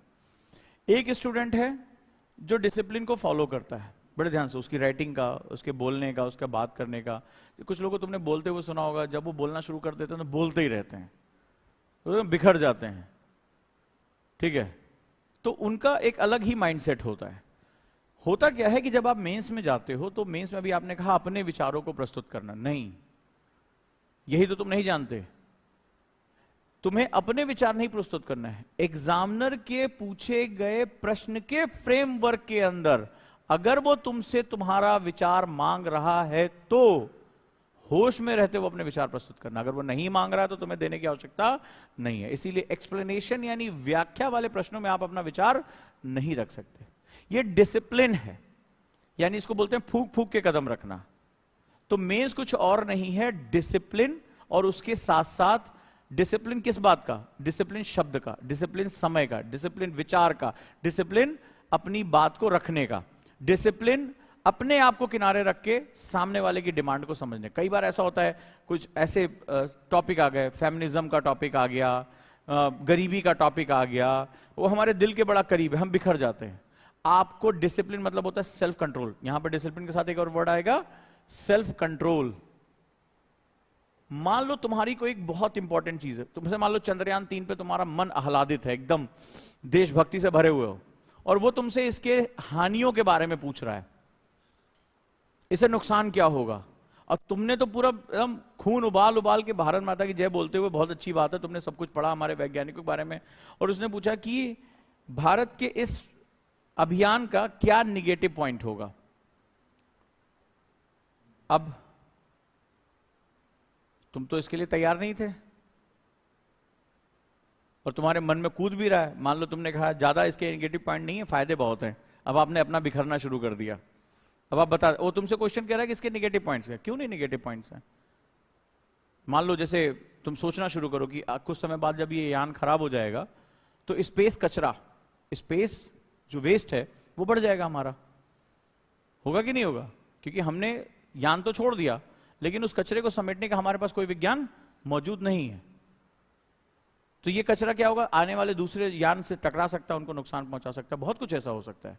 हम इसके बारे में बात करेंगे, स्पेस वेस्ट के बारे में बात नहीं कर रहे हैं, राइट और रॉन्ग? क्योंकि हमने पढ़ते समय उसको सोचा ही नहीं। और जब हम प्रभाव वर्ड यूज करते हैं तो प्रभाव पॉजिटिव और नेगेटिव दोनों होते हैं। जो स्टूडेंट न्यूट्रल होकर इसके दोनों प्रभावों को समझ सकता है, जो किसी चीज से अट्रैक्ट नहीं हो रहा है, और वो कौन नहीं होगा? जो डिसिप्लिन्ड है।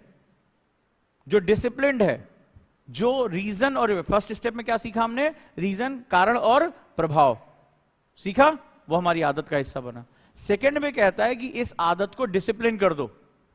अगर एग्जामिनर तुमने कहा कि मेरे अपने विचारों को रखना, नहीं, वो जो तुमसे विचार रखने के लिए कह रहा है, तुम बाध्य हो कि तुम्हें उसी तरीके से रखना है। और रखते समय तुम्हारा ज्ञान नहीं चेक किया जा रहा है, तुम कितना अथाह डूब गए हो। अगर वो तुमसे कह रहा है 150 वर्ड में रखना है तो तुम्हें 150 वर्ड में ही रखना है।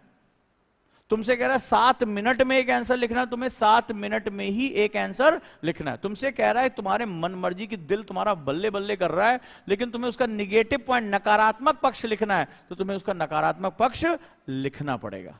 और ये वही कर सकता है जो डे 1 से डिसिप्लिन्ड है, जो अपने आचार व्यवहार में अपने माइंड को कंट्रोल करके चल सकता है, अपने इमोशंस को कंट्रोल करके रख सकता है, वही सक्सेसफुल हो सकता है। मैंने कितनी कॉपियां देखी हैं, बड़े बड़े विद्वानों की, बहुत बड़ी बड़ी बातें करते हैं, 4 उनसे लिखवा दो, आंसर लिखा नहीं जाता। कई ऐसे बच्चों को देखा है, मतलब लिखना शुरू किया, अरे वो इतना भावनात्मक होकर लिख देते हैं किसी चीज पे, कोई वीरता, राष्ट्रभक्ति की बात आ जाती है, पता चला कि आधे से ज्यादा में उनका खाली इंट्रोडक्शन ही खत्म नहीं हो पाया। और जगह आपको पता है फिक्स होती है, आपको लिखने के लिए फिक्स जगह मिलती है, उसी में क्वेश्चन छपे होते, इतनी में ही आपको लिखना है, और आप बह गए, मामला साफ हो गया, आपने अपना आंसर ही कंक्लूड नहीं किया। तो ये क्या होगा, ये सारे वो स्टूडेंट होते हैं जिन्होंने अपनी लाइफ में डिसिप्लिन का फायदा नहीं उठाया। उनको लगा था कि बी कॉपी सी कॉपी भर देंगे तो पास हो जाएंगे। तो यहां हर शब्द, हर पॉइंट, हर क्वेश्चन, यानी जब क्वेश्चन पढ़ रहे हो तो सिर्फ आप उस क्वेश्चन पे फोकस करो। कई बच्चों को कुछ अपना एक दो अच्छा पॉइंट मिल गया, उसी में बहक गए, चलो यार अब लिख डालते हैं। शुरुआत के 4-5 क्वेश्चन आपने याद किया होगा कि बहुत मन से धीरे धीरे सुंदर सुंदर अंडरलाइन करते हुए लिखते हैं, बाद में हम सिग्नेचर वाली मुद्रा में आ जाते हैं। तो वो कहता है यहां काम नहीं चलेगा, आपको पहला क्वेश्चन भी उसी डिसिप्लिन के साथ करना है जो लास्ट क्वेश्चन को करना है। तो यूपीएससी में जो व्यक्तित्व है, आप एक्चुअली में तुमने क्या हासिल किया एक साल कोचिंग में, वो तुम्हें मेंस में दिखाई पड़ता है। इसीलिए मैं बार बार कहता हूं आईएएस व्यक्ति नहीं, व्यक्तित्व का इम्तिहान है। बार बार इसीलिए मैं कहता हूं, ये कोई कोर्ट नहीं है, क्योंकि इस व्यक्तित्व प्रक्रिया में आप मान लो जैसे आपको मैंने एक डायरी दी है जिसमें आपको मॉर्निंग रिचुअल फॉलो करने हैं। अब आप नहीं कर रहे हो, आप कैजुअल हो, आप आज नहीं तो कल फंसोगे, अपनी कैजुअलनेस उस आंसर राइटिंग में दिखा दोगे। आपको यहां प्रैक्टिस करने के लिए कहा जा रहा है, प्रैक्टिस नहीं कर रहे हो, वो सारी चीजें वो वहां जाकर इकट्ठा हो जाएंगी और वो तुम्हें फिर रिप्लाई कर देगा। सो मेंस कुछ और नहीं है, आपका उस प्रेजेंस में रहना और डिसिप्लिन होकर रहना है।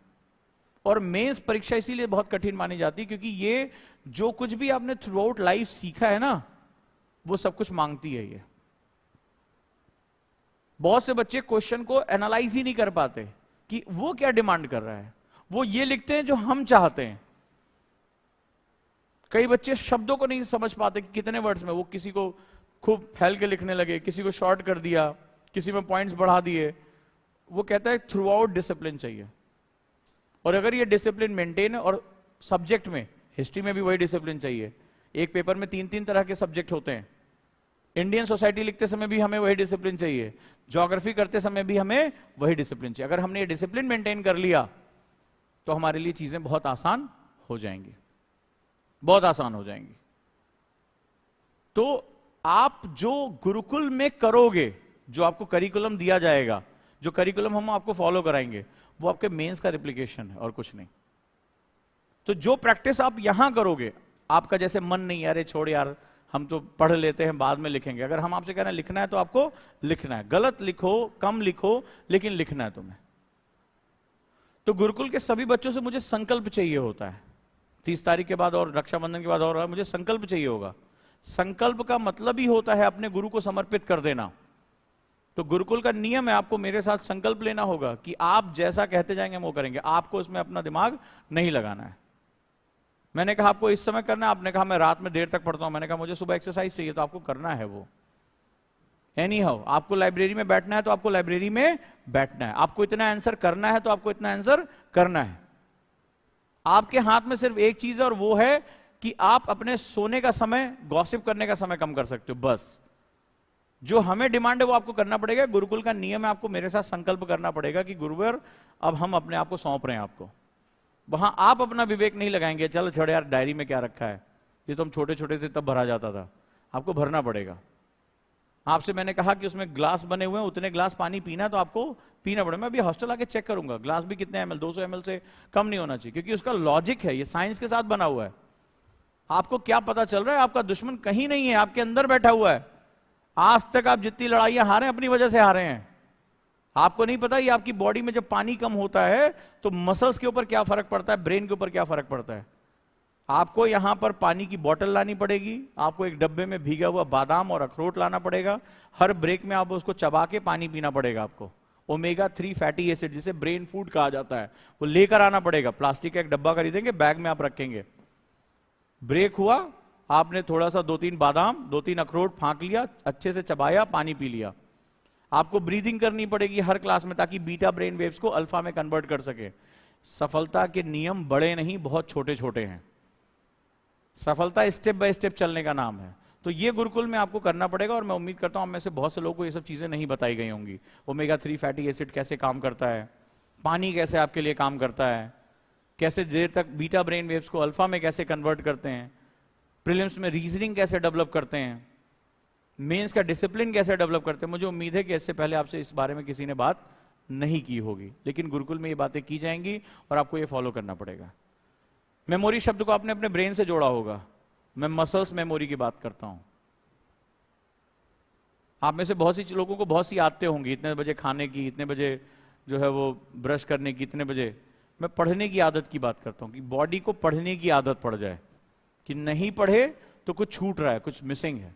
जिस दिन तुम्हारे अंदर ये आदत आ गई, सफलता अपने आप भाग कर आएगी। सक्सेस कुछ और नहीं, ऑटोमेटिक प्रोसेस है। अगर आप एक पर्टिकुलर प्रोसेस फॉलो कर लेते हैं तो सक्सेस अपने आप मिल जाएगी। लेकिन सबसे पहले तुम्हें क्या करना पड़ेगा? सबसे पहले गुरुकुल जो है वो हैबिट फॉर्मेशन का नाम है। आपने जिंदगी में एक्सरसाइज नहीं की, यहां करना पड़ेगा। आपने सुबह उठ के मेडिटेशन नहीं किया, यहां करना पड़ेगा। और हर चीज का आप मुझसे क्वेश्चन पूछो कि ये साइंटिफिक क्यों है, आप इसको साइंस क्यों कहते हो, मैं आपको लॉजिक बताऊंगा, रेफरेंस दे दूंगा, आपको खुद मन करे पढ़िए आप। और ये चीज आपको फॉलो करनी पड़ेगी। अगर आप दिन में सोते हैं तो आपको छोड़ना पड़ेगा। पावर नैप सिखाऊंगा, योग निद्रा सिखाऊंगा, ब्रेक्स में कैसे खुद को रिचार्ज करते हैं, अपने बॉडी का लैक्टिक एसिड कैसे तोड़ते हैं। तुम्हारी पढ़ाई के दुश्मन कभी बाहर थे ही नहीं, सब कोई तुम्हारे अंदर। तुम्हें पता ही नहीं कि 45 मिनट बाद तुम्हारे दिमाग के साथ क्या होता है। फिर तुम कहते हो मुझे थकान हो रही, मेरा दिमाग भटक रहा है, फोकस नहीं हो रहा है। कभी जानने की कोशिश की क्यों? क्योंकि तुम्हारी लाइफ में कारण और प्रभाव कभी रहा ही नहीं। अगर वो फटीगनेस है तो उसका कारण मौजूद है, उस कारण को तुम हटा दो, तुम्हारे इफेक्ट्स बदल जाएंगे।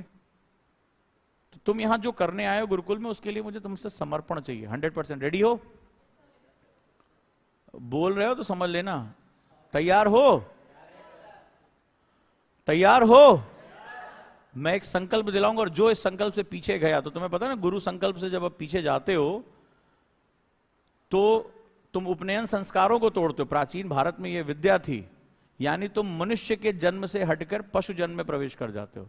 फिर पशुओं के साथ जो होता है वो तो जानते ही हो फिर तुम, राइट? तो आपको संकल्प लेना पड़ेगा कि आप इस मेथड को फॉलो करेंगे। तो आज आपका काम क्या है? आज आप में से ज्यादातर लोगों ने पैसिव लर्निंग मुझे दिखाई है, तो सबसे पहले मैं आपको एक्टिव लर्निंग सिखाने जा रहा हूं। क्योंकि सिलेबस एनालिसिस जब मैं करूंगा, जा रहा हूं इंटर करने, तो अचानक से तुम्हें लगेगा तुमने मधुमक्खी के छत्ते में हाथ डाल दिया। अभी जितना सुंदर, सुशील, छोटा सा, प्यारा सा 1 2 3 4 लग रहा है ना, ये अभी जब तुम इसको टच करोगे और जब कारण प्रभाव तुम अपना लगा, तुम खुद रात में तुम्हें नींद आनी, तुम में से कई लोग बोलोगे आके, सर नींद आनी बंद हो गई, रात भर वही दिमाग में घूमता रहता है। अभी तो तुमने उसको टच ही नहीं किया है। अभी तक तो पूरा फैशन चल रहा है कि वो पीडीएफ होती है, पढ़ लो, ये टिक मार दो, ये पूरा हो गया। उसको खोलो तो एक बार, डिकोड तो करो, उसको रीजनिंग में लेकर तो जाओ। आज तुम्हारे लिए होमवर्क दिया है, आज तुम कारण और प्रभाव खाली तुम महिला सशक्तिकरण पे निकाल दो। तो सोचो कि अगर मैं चारों पेपर के साथ ये ऐसा करने लगूंगा तो कहां तक जाएगा ये। लेकिन उससे पहले मुझे आपकी कुछ तैयारी चाहिए, और आप सभी के सभी पैसिव लर्निंग कर रहे हो, और ये बहुत गलत है। क्योंकि 15 मिनट बाद अगर ये फोन को थोड़ी देर यूज ना करो तो इसकी स्क्रीन क्या हो जाती है? लॉक हो जाती। क्यों लॉक हो जाती है? क्यों लॉक हो जाती है? क्यों? बैटरी सेव करने के लिए। यही होता है ना, इसका फंक्शन यही होता है ना, बैटरी सेव करने के लिए स्क्रीन की लाइट वाइट सब अपने आप बंद हो जाती है। ये होता है ना पावर लॉक उसका होने का, यही होता है। हमारा ब्रेन बहुत आलसी है, वो बहुत ज्यादा एनर्जी सेव करना, क्योंकि सबसे ज्यादा एनर्जी इसी को चाहिए होती है। तो जैसे ही आप अपनी ये जो आइडल बॉडी लेके चल रहे हो ना, इसको जैसे ही मिलता है, कभी देखना 12-15 मिनट बाद ही आपको स्लीप मोड में डाल देता है। आपकी आंखें खुली होंगी लेकिन आप एक सोती हुई अवस्था में चले जाते हो। आपकी बॉडी एनर्जी, उसको समझ में आ जाता है कोई एक्टिविटी नहीं हो रही, कोई मसल मूवमेंट नहीं हो रही है, इसको पावर सेविंग मोड में डाल दो। तो आपकी आंखें खुली हैं, मुझे सुन रहे हो, लेकिन आप उसको डिकोड नहीं कर पा रहे हो। इसीलिए मैं पैसिव स्टडी का बहुत विरोध करता हूं। तो मेरी क्लास में मुझे 2 कॉपियां चाहिए। एक कॉपी वर्टिकल यूज होगी और एक कॉपी हॉरिजॉन्टल यूज होगी। ठीक है, हॉरिजॉन्टल आपको रखना पड़ेगा, क्षैतिज। व्हाइट पेपर का यूज करोगे तो ज्यादा अच्छा रहेगा मेरे लिए। 2 कॉपियां एक साथ चलेंगी। एक कॉपी नोट्स कॉपी होगी और दूसरी डिस्कशन कॉपी होगी। यूपीएससी में अगर आपको चीजों को क्रैक करना है तो आपको डिस्कशन पे बहुत फोकस करना पड़ेगा। यूपीएससी की जो सबसे बड़ी पावर होती है वो डिस्कशन होती है, क्योंकि डिस्कशन क्या करते हैं, एक इंफॉर्मेशन को दूसरी इंफॉर्मेशन से लिंक करता है। और एग्जाम कौन सा है? तो मैं समझ में आ गया, रीजनिंग का एग्जाम है ये। आज तो क्लियर हो गया। तो रीजनिंग के लिए तुम्हें इंफॉर्मेशन को क्या करना पड़ेगा, लिंक करना पड़ता है। क्योंकि रीजनिंग कैसे किया जाता है, मान लो एक शार्लॉक होम्स का नाम सुना होगा या किसी जासूसी कहानी को सुना होगा, रीजनिंग वही होता है। अच्छा ये पैरों के निशान है तो ऐसे अंदर आ रहे हैं, तो आदमी क्या सोचता है कि मतलब चोर इसी दरवाजे से आया होगा, कातिल इधर से आया होगा। अच्छा कोई सामान टूटा फूटा है तो वो क्या पुलिस वाला कहता है, इसका मतलब यहाँ स्ट्रगल हुआ होगा, कोई युद्ध, देखा होगा आप लोगों ने पिक्चरों उच्चरों में। अच्छा सामान निकला हुआ है, इसका मतलब चोरी हुई है, नहीं निकला हुआ है, घर में कोई चोरी नहीं हुई है, यानी कि ये जो मर्डर किया गया है या जो भी हुआ है ये किसी दूसरे पर्पस से हुआ है। तो पुलिस वाले क्या होते हैं, रीजनिंग करते हैं। कभी आप पढ़ना कोई भी क्रिमिनल स्टोरीज, तो ठीक है, अच्छा दरवाजा तोड़ा नहीं गया, इसका मतलब है घर का ही कोई मेंबर है या जिसके पास चाबी रहती हो या पहले से आता जाता रहा होगा, क्योंकि दरवाजा अंदर से खोला गया, यानी जो कत्ल करने वाला है परिचित है। अनजान आदमी के लिए आप दरवाजा नहीं खोलते, ऐसे सुना होगा ना, आपने पढ़ा भी होगा, कई रियल स्टोरीज भी हैं। तो फिर क्या करती है पुलिस, लिस्ट करती है कौन कौन करीबी है, कौन कौन आया गया, फिंगरप्रिंट्स कहां होंगे। तो इसका मतलब फिर क्या होता है, 4 लोगों से इन्वेस्टिगेशन होती है और एक को कातिल पकड़ लिया जाता है। ऐसे ही होता है, ज्यादातर केसेस में ऐसे होता है। इसको रीजनिंग बोलते हैं। तो रीजनिंग के लिए क्या होता है, आपके जो साक्ष्य हैं वो जूते के निशान, दरवाजा अंदर से खुला गया, तोड़ा नहीं गया है, इसका मतलब है परिचित रहा होगा तभी तो आपने दरवाजा खोला, वो यहाँ बैठा था, चाय कॉफी पी गई थी, इसका मतलब बातचीत पहले हुई है, फिर किसी बात पे झगड़ा हुआ, फिर कौन कौन ऐसा रहा होगा, तो ये रीजनिंग होती है। तो आपको इसके लिए क्या करना पड़ेगा, अपने फैक्ट्स को तैयार रखना पड़ेगा। तो when you have the reasoning mind, चीजें आपके लिए बहुत आसान हो जाएंगी। तो डिस्कशन इसमें बहुत मदद करता है। डिस्कशन ही यूपीएससी की जान है। तो डिस्कशन कॉपी, जैसे इससे पहले के 2 बैच हैं, वो डिस्कशन की कॉपी उसकी जाके देखो हॉस्टल में भरी पड़ी है, और वो पूरी पूरी क्लास के डिस्कशन को एक पेज में ले आते हैं। तो वो आपको सीखना पड़ेगा, उसको बोलते हैं एक्टिव स्टडीज, यानी आप हर समय क्या होगा, एक्टिव रहोगे। फिर देखो पढ़ाई का मजा, आपने कभी इस तरह से पढ़ाई नहीं की होगी, तो गुरुकुल में सबसे पहले मैं आपको यही सिखाऊंगा। रेडी? तो चलिए अब मैं मेंटर्स को भेजता हूं। तो टीचिंग और मेंटरशिप ये 2 बड़े इंपॉर्टेंट है, और मेंटर्स के साथ आप अपनी कमियों को पूरा करते जाओगे, क्योंकि आप यहां उसी प्रोसेस के लिए आए हो। मेंटरशिप बहुत इंपॉर्टेंट सेगमेंट है गुरुकुल का। तो मेंटर्स अब हॉस्टल में भी बैठने जा रहे हैं, तो हॉस्टल का आपका एक शेड्यूल मिलेगा। ये मत समझना कि यहां से छूट गए और घर जाके आराम से बैठ गए, कुछ भी कर लिया। आप अपने कमरे में उस दौरान नहीं रहोगे। अगर मेरी विजिट होगी और मुझे कमरे में आप दिख गए तो फिर आपके लिए भारी मुसीबत है। उस दौरान जो हमने स्लॉट दिया, भी आपको एक टाइम टेबल मिलेगा, उस दौरान आप पूरी तरीके से कहां रहोगे, हॉस्टल के अंदर रहोगे, ठीक है, और लाइब्रेरी में रहोगे। लाइब्रेरी में मेंटर बैठेगा, वो आपको डेली टास्क देगा, इतने टॉपिक आपको कवर करने हैं, वो आपको हर हालत में कवर करने हैं, तभी आप खाना खाने के लिए जा सकोगे, ठीक है। तो गुरुकुल में खाना मिलता नहीं है, खाना अर्न करना पड़ता है। तो बहुत अच्छा खासा टाइम टेबल है। अभी अपना दिल थोड़ा सा मजबूत कर लो, फिर वो टाइम टेबल तुम्हें मिलने जा रहा है, ठीक है। तो दिल मजबूत कर लो। अभी हम चाह नहीं रहे कि पहले दिन ही तुम्हें झटका लग जाए, थोड़ा अपने सीनियर्स को देख लिया होगा। और अब चूंकि सेंट्रलाइज लाइब्रेरी हमारी बन गई है, तो हम लाइब्रेरी के घंटे भी बढ़ाने वाले हैं। तो आप सिर्फ अपने कमरे में 1 घंटा डिस्कशन के लिए जाएंगे, आंसर राइटिंग के लिए जाएंगे, उसका लाइट्स ऑफ और सो जाइए, ठीक है। तो कल मैं आपसे डिस्कशन करूंगा इस डायरी के बारे में। ये डायरी आपकी जिंदगी की सबसे अनमोल चीज है। इस डायरी पर आपको बहुत ज्यादा काम करना है। और एक्टिव स्टडी पे बात करूंगा, कैसे आप पैसिव स्टडी से एक्टिव स्टडी में एंटर कर सकते हैं, ठीक है। फिर हम सिलेबस एनालिसिस पे आएंगे। तो आज हमने क्या क्या सीखा, आज जो भी सीखा, मुझे इस पर आपसे आर्टिकल चाहिए। आपकी कॉपी पे पूरे प्रोसेस, अब मैंने जो जो वर्ड यूज किए हैं, आप सबसे पहले आज घर जाकर चेक करो कि आपकी रिटेंशन कैपेबिलिटीज क्या है। मैंने आपको क्या बताया, एबिलिटी। तो जब हम एबिलिटी वर्ड की बात करते हैं तो गुरु शिष्य की पहले की मौजूद क्षमता देखता है, अभी तुम कहां हो। तो आज जो भी मैंने इतनी देर मैंने नॉन स्टॉप बात की है, बहुत से लॉजिक डेवलप किए हैं, तो इस दौरान जो भी स्टूडेंट, आज मेरी क्लास जब मैंने जहां से शुरू किया है और जहां से मैंने इसको खत्म किया है, इसका पूरा का पूरा मुझे स्टेप बाय स्टेप आर्टिकल चाहिए, कोई भी स्टेप मिस किए बिना, ठीक है। एक बात से मैंने दूसरी बात कैसे निकाली, तीसरी बात कैसे निकाली, मुझे पूरा चाहिए। और अगर आप नहीं कर पाते हैं तो आप किसी से पूछेंगे नहीं क्या हुआ था। आपको मैं बताऊंगा कि हमारी 5 तरह की मेमोरीज होती हैं। एनएलपी क्लास है ये, और मुझसे कभी झूठ मत बोलना, क्योंकि मैं बॉडी लैंग्वेज एक्सपर्ट हूं। अपने सीनियर बैच से पूछना कि बस आंख में देखा और बता देता कि आदमी झूठ बोल रहा है, सच बोल रहा है, तो मुझसे कभी मत कुछ छुपाना, छुपा ही नहीं पाओगे। एनएलपी बहुत पावरफुल होता है। न्यूरो लिंग्विस्टिक प्रोग्रामिंग बहुत ही हाई साइंस है जो हमारी एजुकेशन में नहीं है। गुरुकुल एक ऐसा, जो गुरुकुल का पूरा कॉन्सेप्ट ही वो एनएलपी का कॉन्सेप्ट है। When you realise your mind power, आप अपनी दिमागी शक्ति को जगा लेते हो। हमारे जीवन में दो ही, सफलता और असफलता, तुमने दो शब्द सुने होंगे। एनएलपी सफलता और असफलता के बारे में बात नहीं करता। एनएलपी कहता है either you control by the mind, either you control the mind. या तो आप दिमाग के द्वारा नियंत्रित किए जा रहे हो या आप दिमाग को नियंत्रित कर रहे हो। Both are the habits. तो एनएलपी सफलता असफलता को नहीं जानता है। There is no such thing success और failure in NLP. When you control your mind तो आप सक्सेसफुल हो। अगर आपका आपके दिमाग पे कंट्रोल है तो आपका भूख, आपकी थकान, आपका दिमाग भटकना, इमोशंस, सब कुछ कहां पैदा होते हैं? सब यहीं पैदा होते हैं। अगर आपने अपने दिमाग को कंट्रोल करना सीख लिया तो आपको भूख भी नहीं लगेगी। गुरुकुल में जो बच्चे आए थे, कितना हाहाकार मचा हुआ था। पहले 1.5 हफ्ते में बहुत परेशान था। ऐसे ऐसे फरमाइशें, ऐसी ऐसी चीजें कि ऐसा लगा आज ही बाउंड्री कूद के भाग जाएंगे। लेकिन अभी क्या हुआ, वो सिस्टमाइज होकर काम करने लगे। जैसे अभी उसको नींद आ रही थी, उसने जमाई ली। ऐसे मुझे पहली क्लास याद है, वो लड़की आज बहुत एक्टिव है, उसने जो 7-8 जमाई ले ली थी। अब ये ऑक्सीजन की कमी है, ये वही स्लीपिंग, इनका दिमाग कह रहा है, ये लिख नहीं रहे हैं तो इनका दिमाग इनसे क्या कह रहा है कि तुम स्लीपिंग मोड में चले जाओ।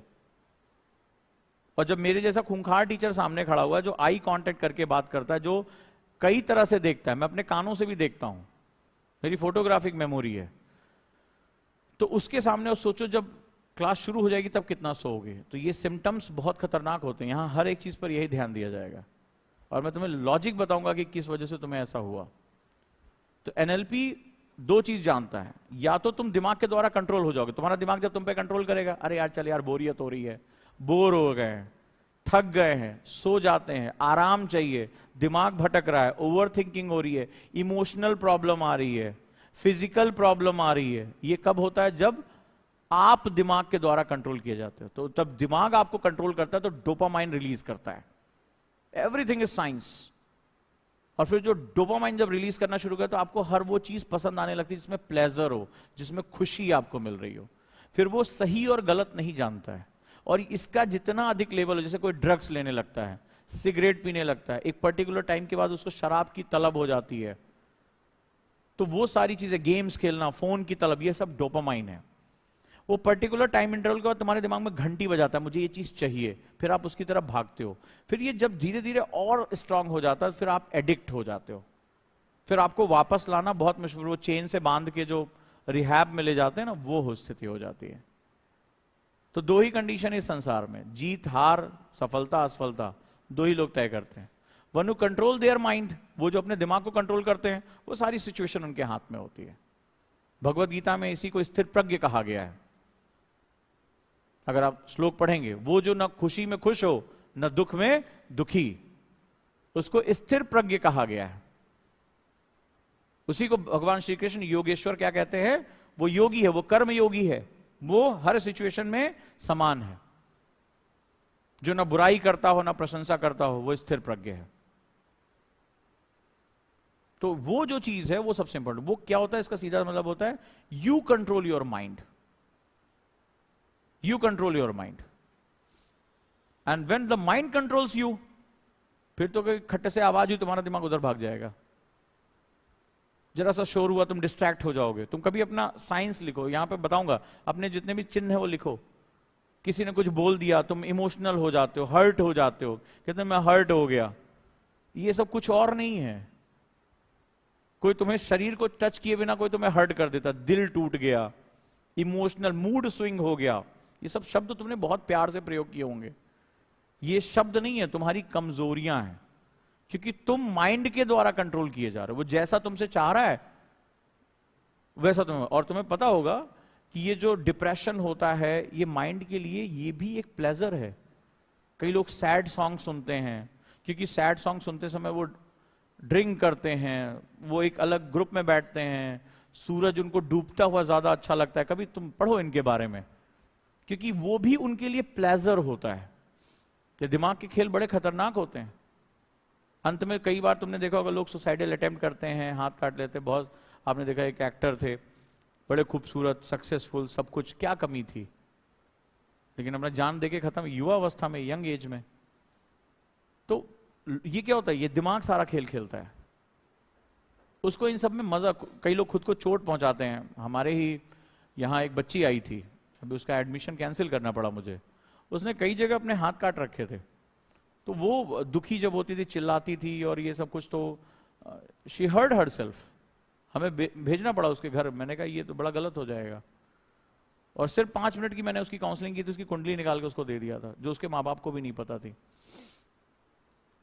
तो ये जो चीजें होती हैं बड़ी महत्वपूर्ण होती है। अब कोई खुद को हर्ट कर रहा है, सोचो क्यों? उसका दिमाग उससे करा रहा है, उससे उसको रिलीफ फील होता है। तो इसको मत खेलने दो खुद से। एनएलपी तुम्हें बताता है कि तरीके बताता है अपने दिमाग को कैसे कंट्रोल रखना है। और एक बार तुमने अपना दिमाग कंट्रोल कर लिया तो तुम जो चाहोगे वो तुम्हें मिलना शुरू हो जाएगा। लेकिन उसके कुछ नियम होते हैं, वो नियम तुम्हें फॉलो करने पड़ेंगे। और वो मैंने पहली क्लास में से पहले की क्लास अगर आए होगे तो मैंने तुम्हें बताया था, टाइम और स्पेस थ्योरी।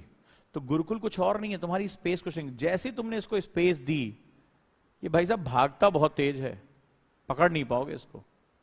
तो गुरुकुल में जो हमने शेड्यूल बनाया है वो टाइम स्पेस को श्रिंक करने के लिए बनाया है। कि पहला नियम है, इसको जगह मत दो, जब ये रुकेगा तब हम इसको पकड़ेंगे। किसी भागती हुई चीज के ऊपर तुम नहीं उसको पकड़ सकते। तुम्हें घोड़े पे चढ़ना और घोड़ा दौड़ रहा है, खूब तेजी से दौड़ रहा है, अब तुमसे कहें कि घोड़े पे चढ़ जाओ, तुमको दांत वहां सब टूट जाएंगे। तो घोड़ा जब स्थिर खड़ा होगा तब तो तुम उस पर चढ़ने की कोशिश करोगे।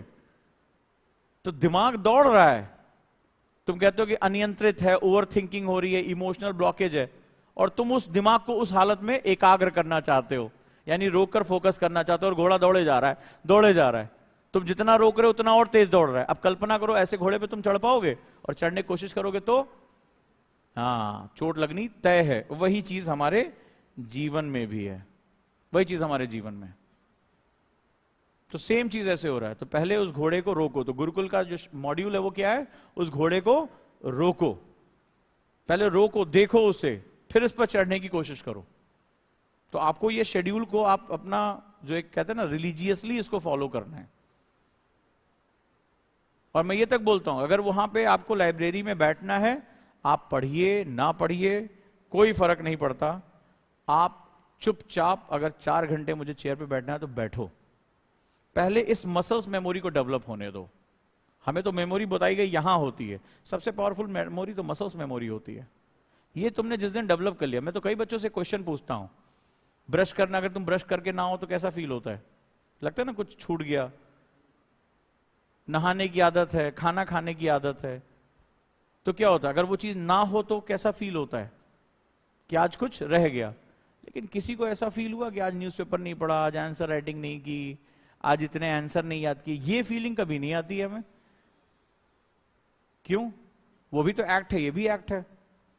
तो जिस दिन तुम्हें ये फील होने लगा आज मैंने 5 आंसर नहीं लिखे, मेरी लाइफ में कुछ कमी है, वो तुम्हें रिकॉल करा रहा है।